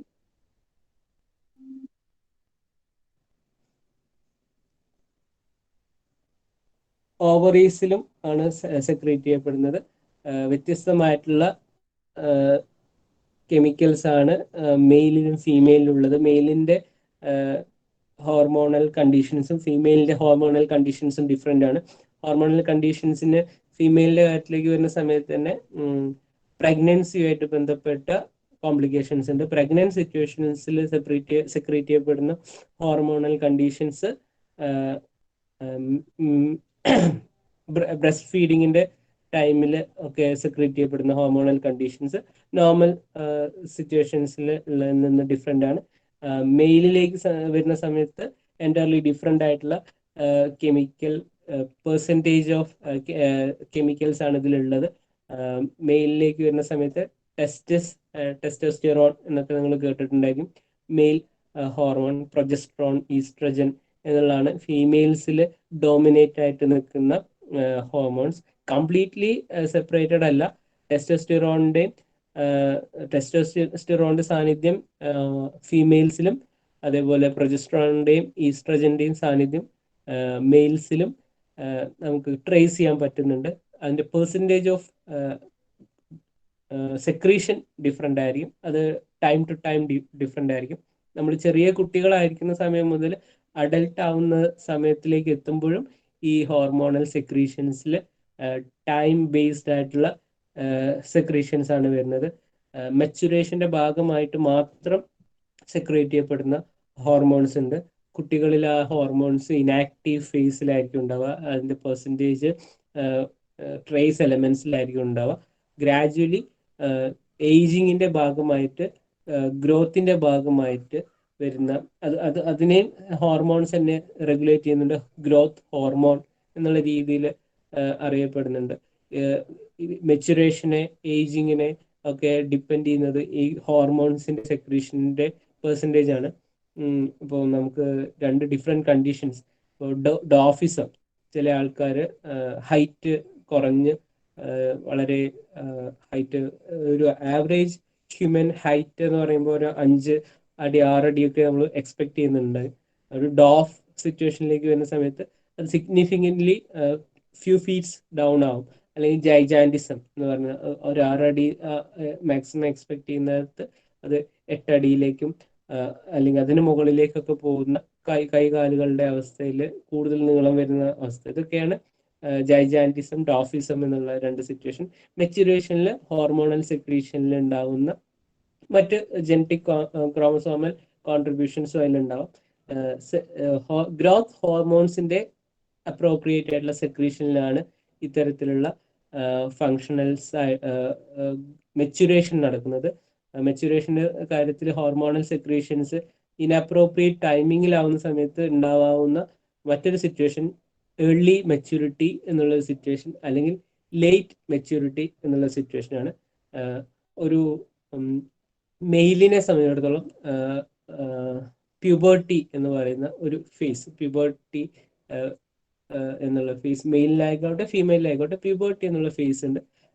അത് ആ ഒരു കാലഘട്ടത്തിന്റെ ഭാഗമായിട്ട് ഉണ്ടാവേണ്ട ഹോർമോണൽ ചേഞ്ചസ് അത് മെച്ചുറേഷനിലേക്കും മറ്റ് സെക്കൻഡറി സെക്ഷൽ ക്യാരക്ടേഴ്സിന്റെ ഡെവലപ്മെന്റിലേക്കും ലീഡ് ചെയ്യുന്നതാണ്. ഈ രീതിയിൽ എക്സ്പെക്റ്റഡ് ആയിട്ടുള്ള ഒരു ഏജ് പ്യൂബർട്ടി എന്ന് പറയുന്നത് 13 വയസ്സ് ആവറേജ് പറയുകയാണെങ്കിൽ 13-ന് +±2 അല്ലെങ്കിൽ 3 അല്ലെങ്കിൽ അതിലും കൂടുതൽ ജിയോഗ്രഫിക്കൽ ആയിട്ടുള്ള കൾച്ചറൽ ആയിട്ടുള്ള റേഷ്യൽ ആയിട്ടുള്ള ചേഞ്ചസ് അതിലുണ്ടായിരിക്കും.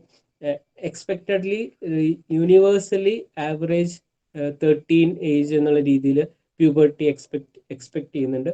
പ്യൂബർട്ടിയുടെ പ്രീ പ്യൂബസൻ സ്റ്റേജിൽ പ്യൂബർട്ടി സ്റ്റാർട്ട് ചെയ്യുന്നതിൻ്റെ മുന്നേ ഇനീഷ്യലി സ്റ്റാർട്ട് ചെയ്യപ്പെടുന്ന ഹോർമോണൽ സെക്രീഷൻസിലെ മാറ്റങ്ങളാണ് sex hormones, growth ഹോർമോൺസിന്റെ സെക്രീഷൻസിലുള്ള changes.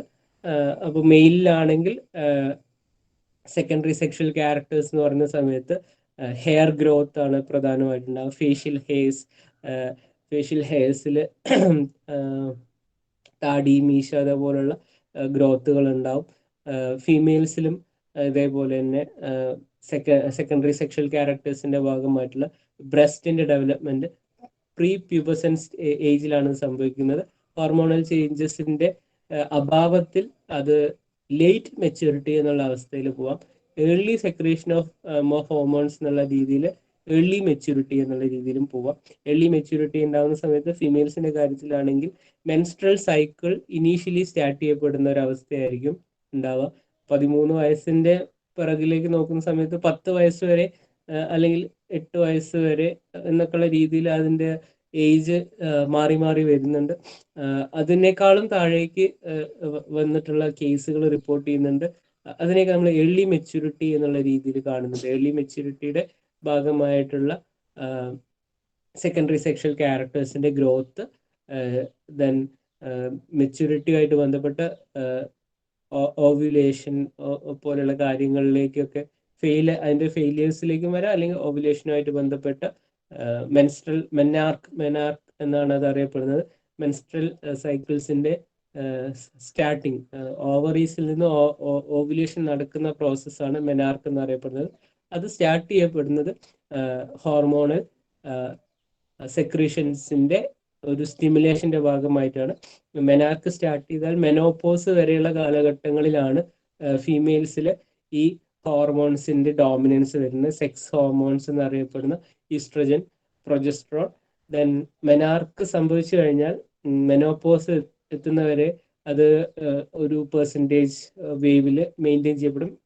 Menopause സംഭവിച്ചു കഴിഞ്ഞാൽ അത് ഡിക്ലൈൻ ചെയ്യും. സിഗ്നിഫിക്കൻ്റ് ആയിട്ടുള്ള ഡിക്ലൈനേഷൻ ഈ ഹോർമോൺസിന്റെ സെക്രേഷനിൽ വരുന്നുണ്ട്. മെയിൽസിന്റെ കാര്യത്തിലേക്ക് വരുന്ന സമയത്ത് ടെസ്റ്റോസ്റ്റിറോണിന്റെ percentage of production, maturation, puberty തുടങ്ങുന്ന സമയത്ത് നക്ടേണൽ എമിഷൻ എന്നുള്ള ഒരു സ്റ്റേജിലാണ്. ഇനീഷ്യലി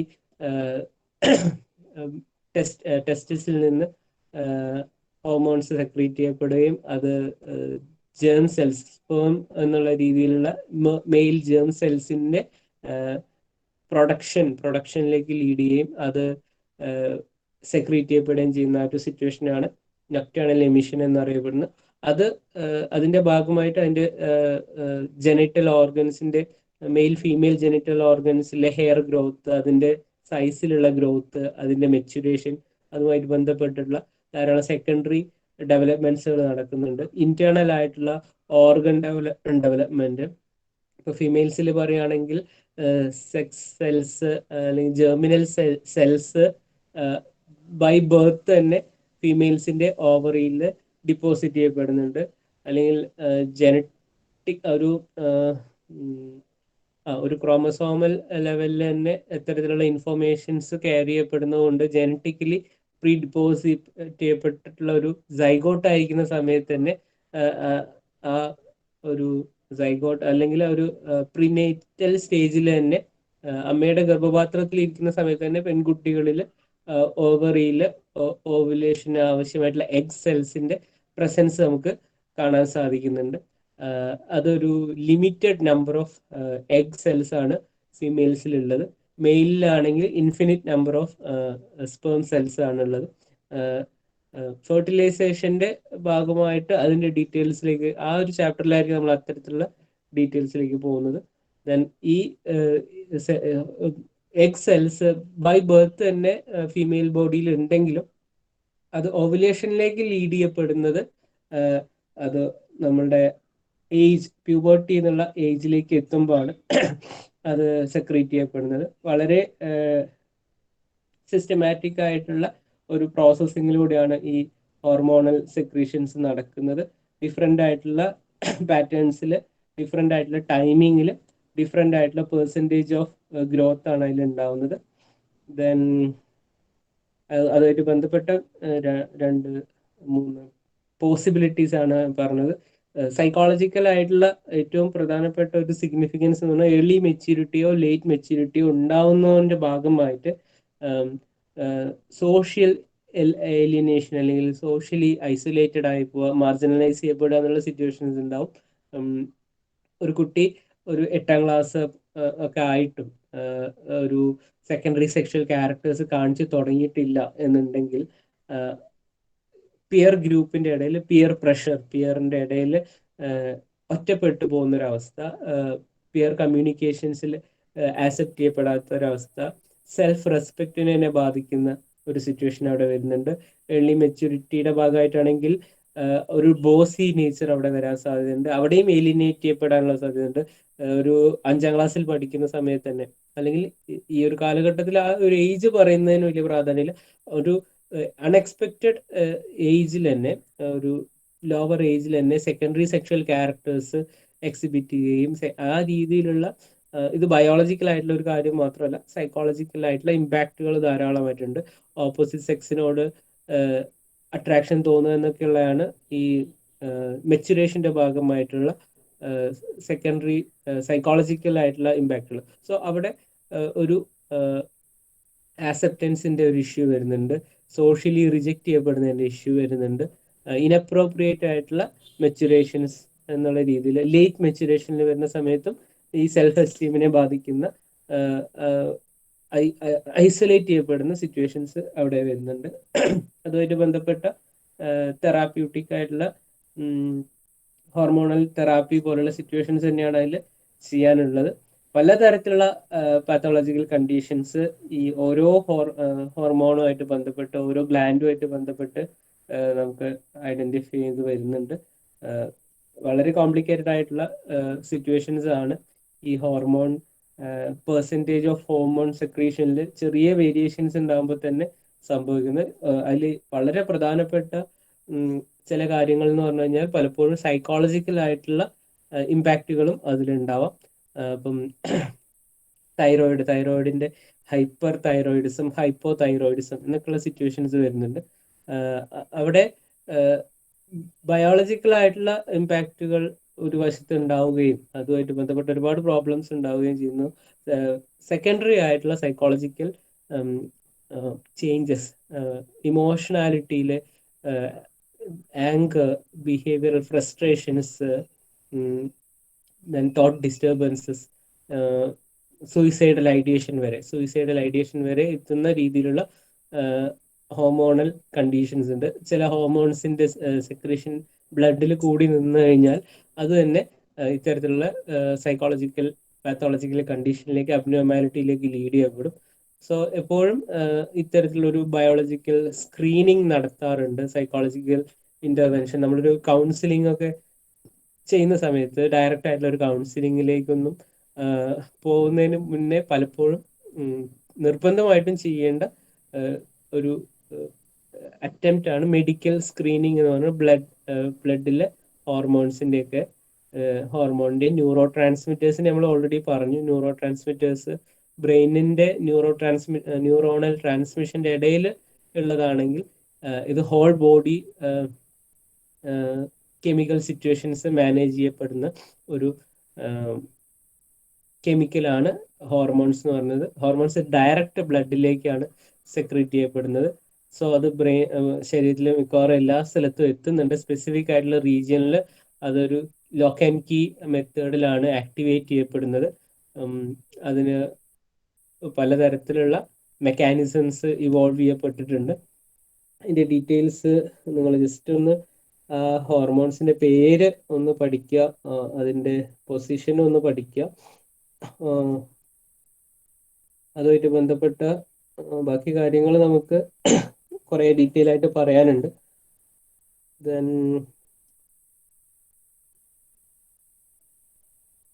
പാത്തോളജിക്കൽ കണ്ടീഷൻസ് ഒരുപാട് അതിൽ വരുന്നുണ്ട്.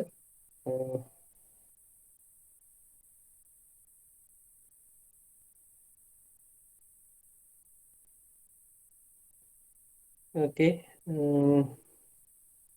മറ്റ് കാര്യങ്ങളിലേക്ക് നമുക്ക് അടുത്ത ഒരു ക്ലാസ്സും കൂടി ഉണ്ട്. അടുത്ത ക്ലാസ്സിൽ അത് നമുക്ക് ഫിനിഷ് ചെയ്യാം. ബാക്കി എന്തെങ്കിലും സംശയങ്ങളോ എന്തെങ്കിലും റിപ്പീറ്റ് ചെയ്യാനൊക്കെ ഉണ്ടെങ്കിൽ നിങ്ങൾക്ക് ഒന്ന് മെസ്സേജ് ചെയ്യാം. കഴിഞ്ഞ ചാപ്റ്ററിലോ ഈ ചാപ്റ്ററിലോ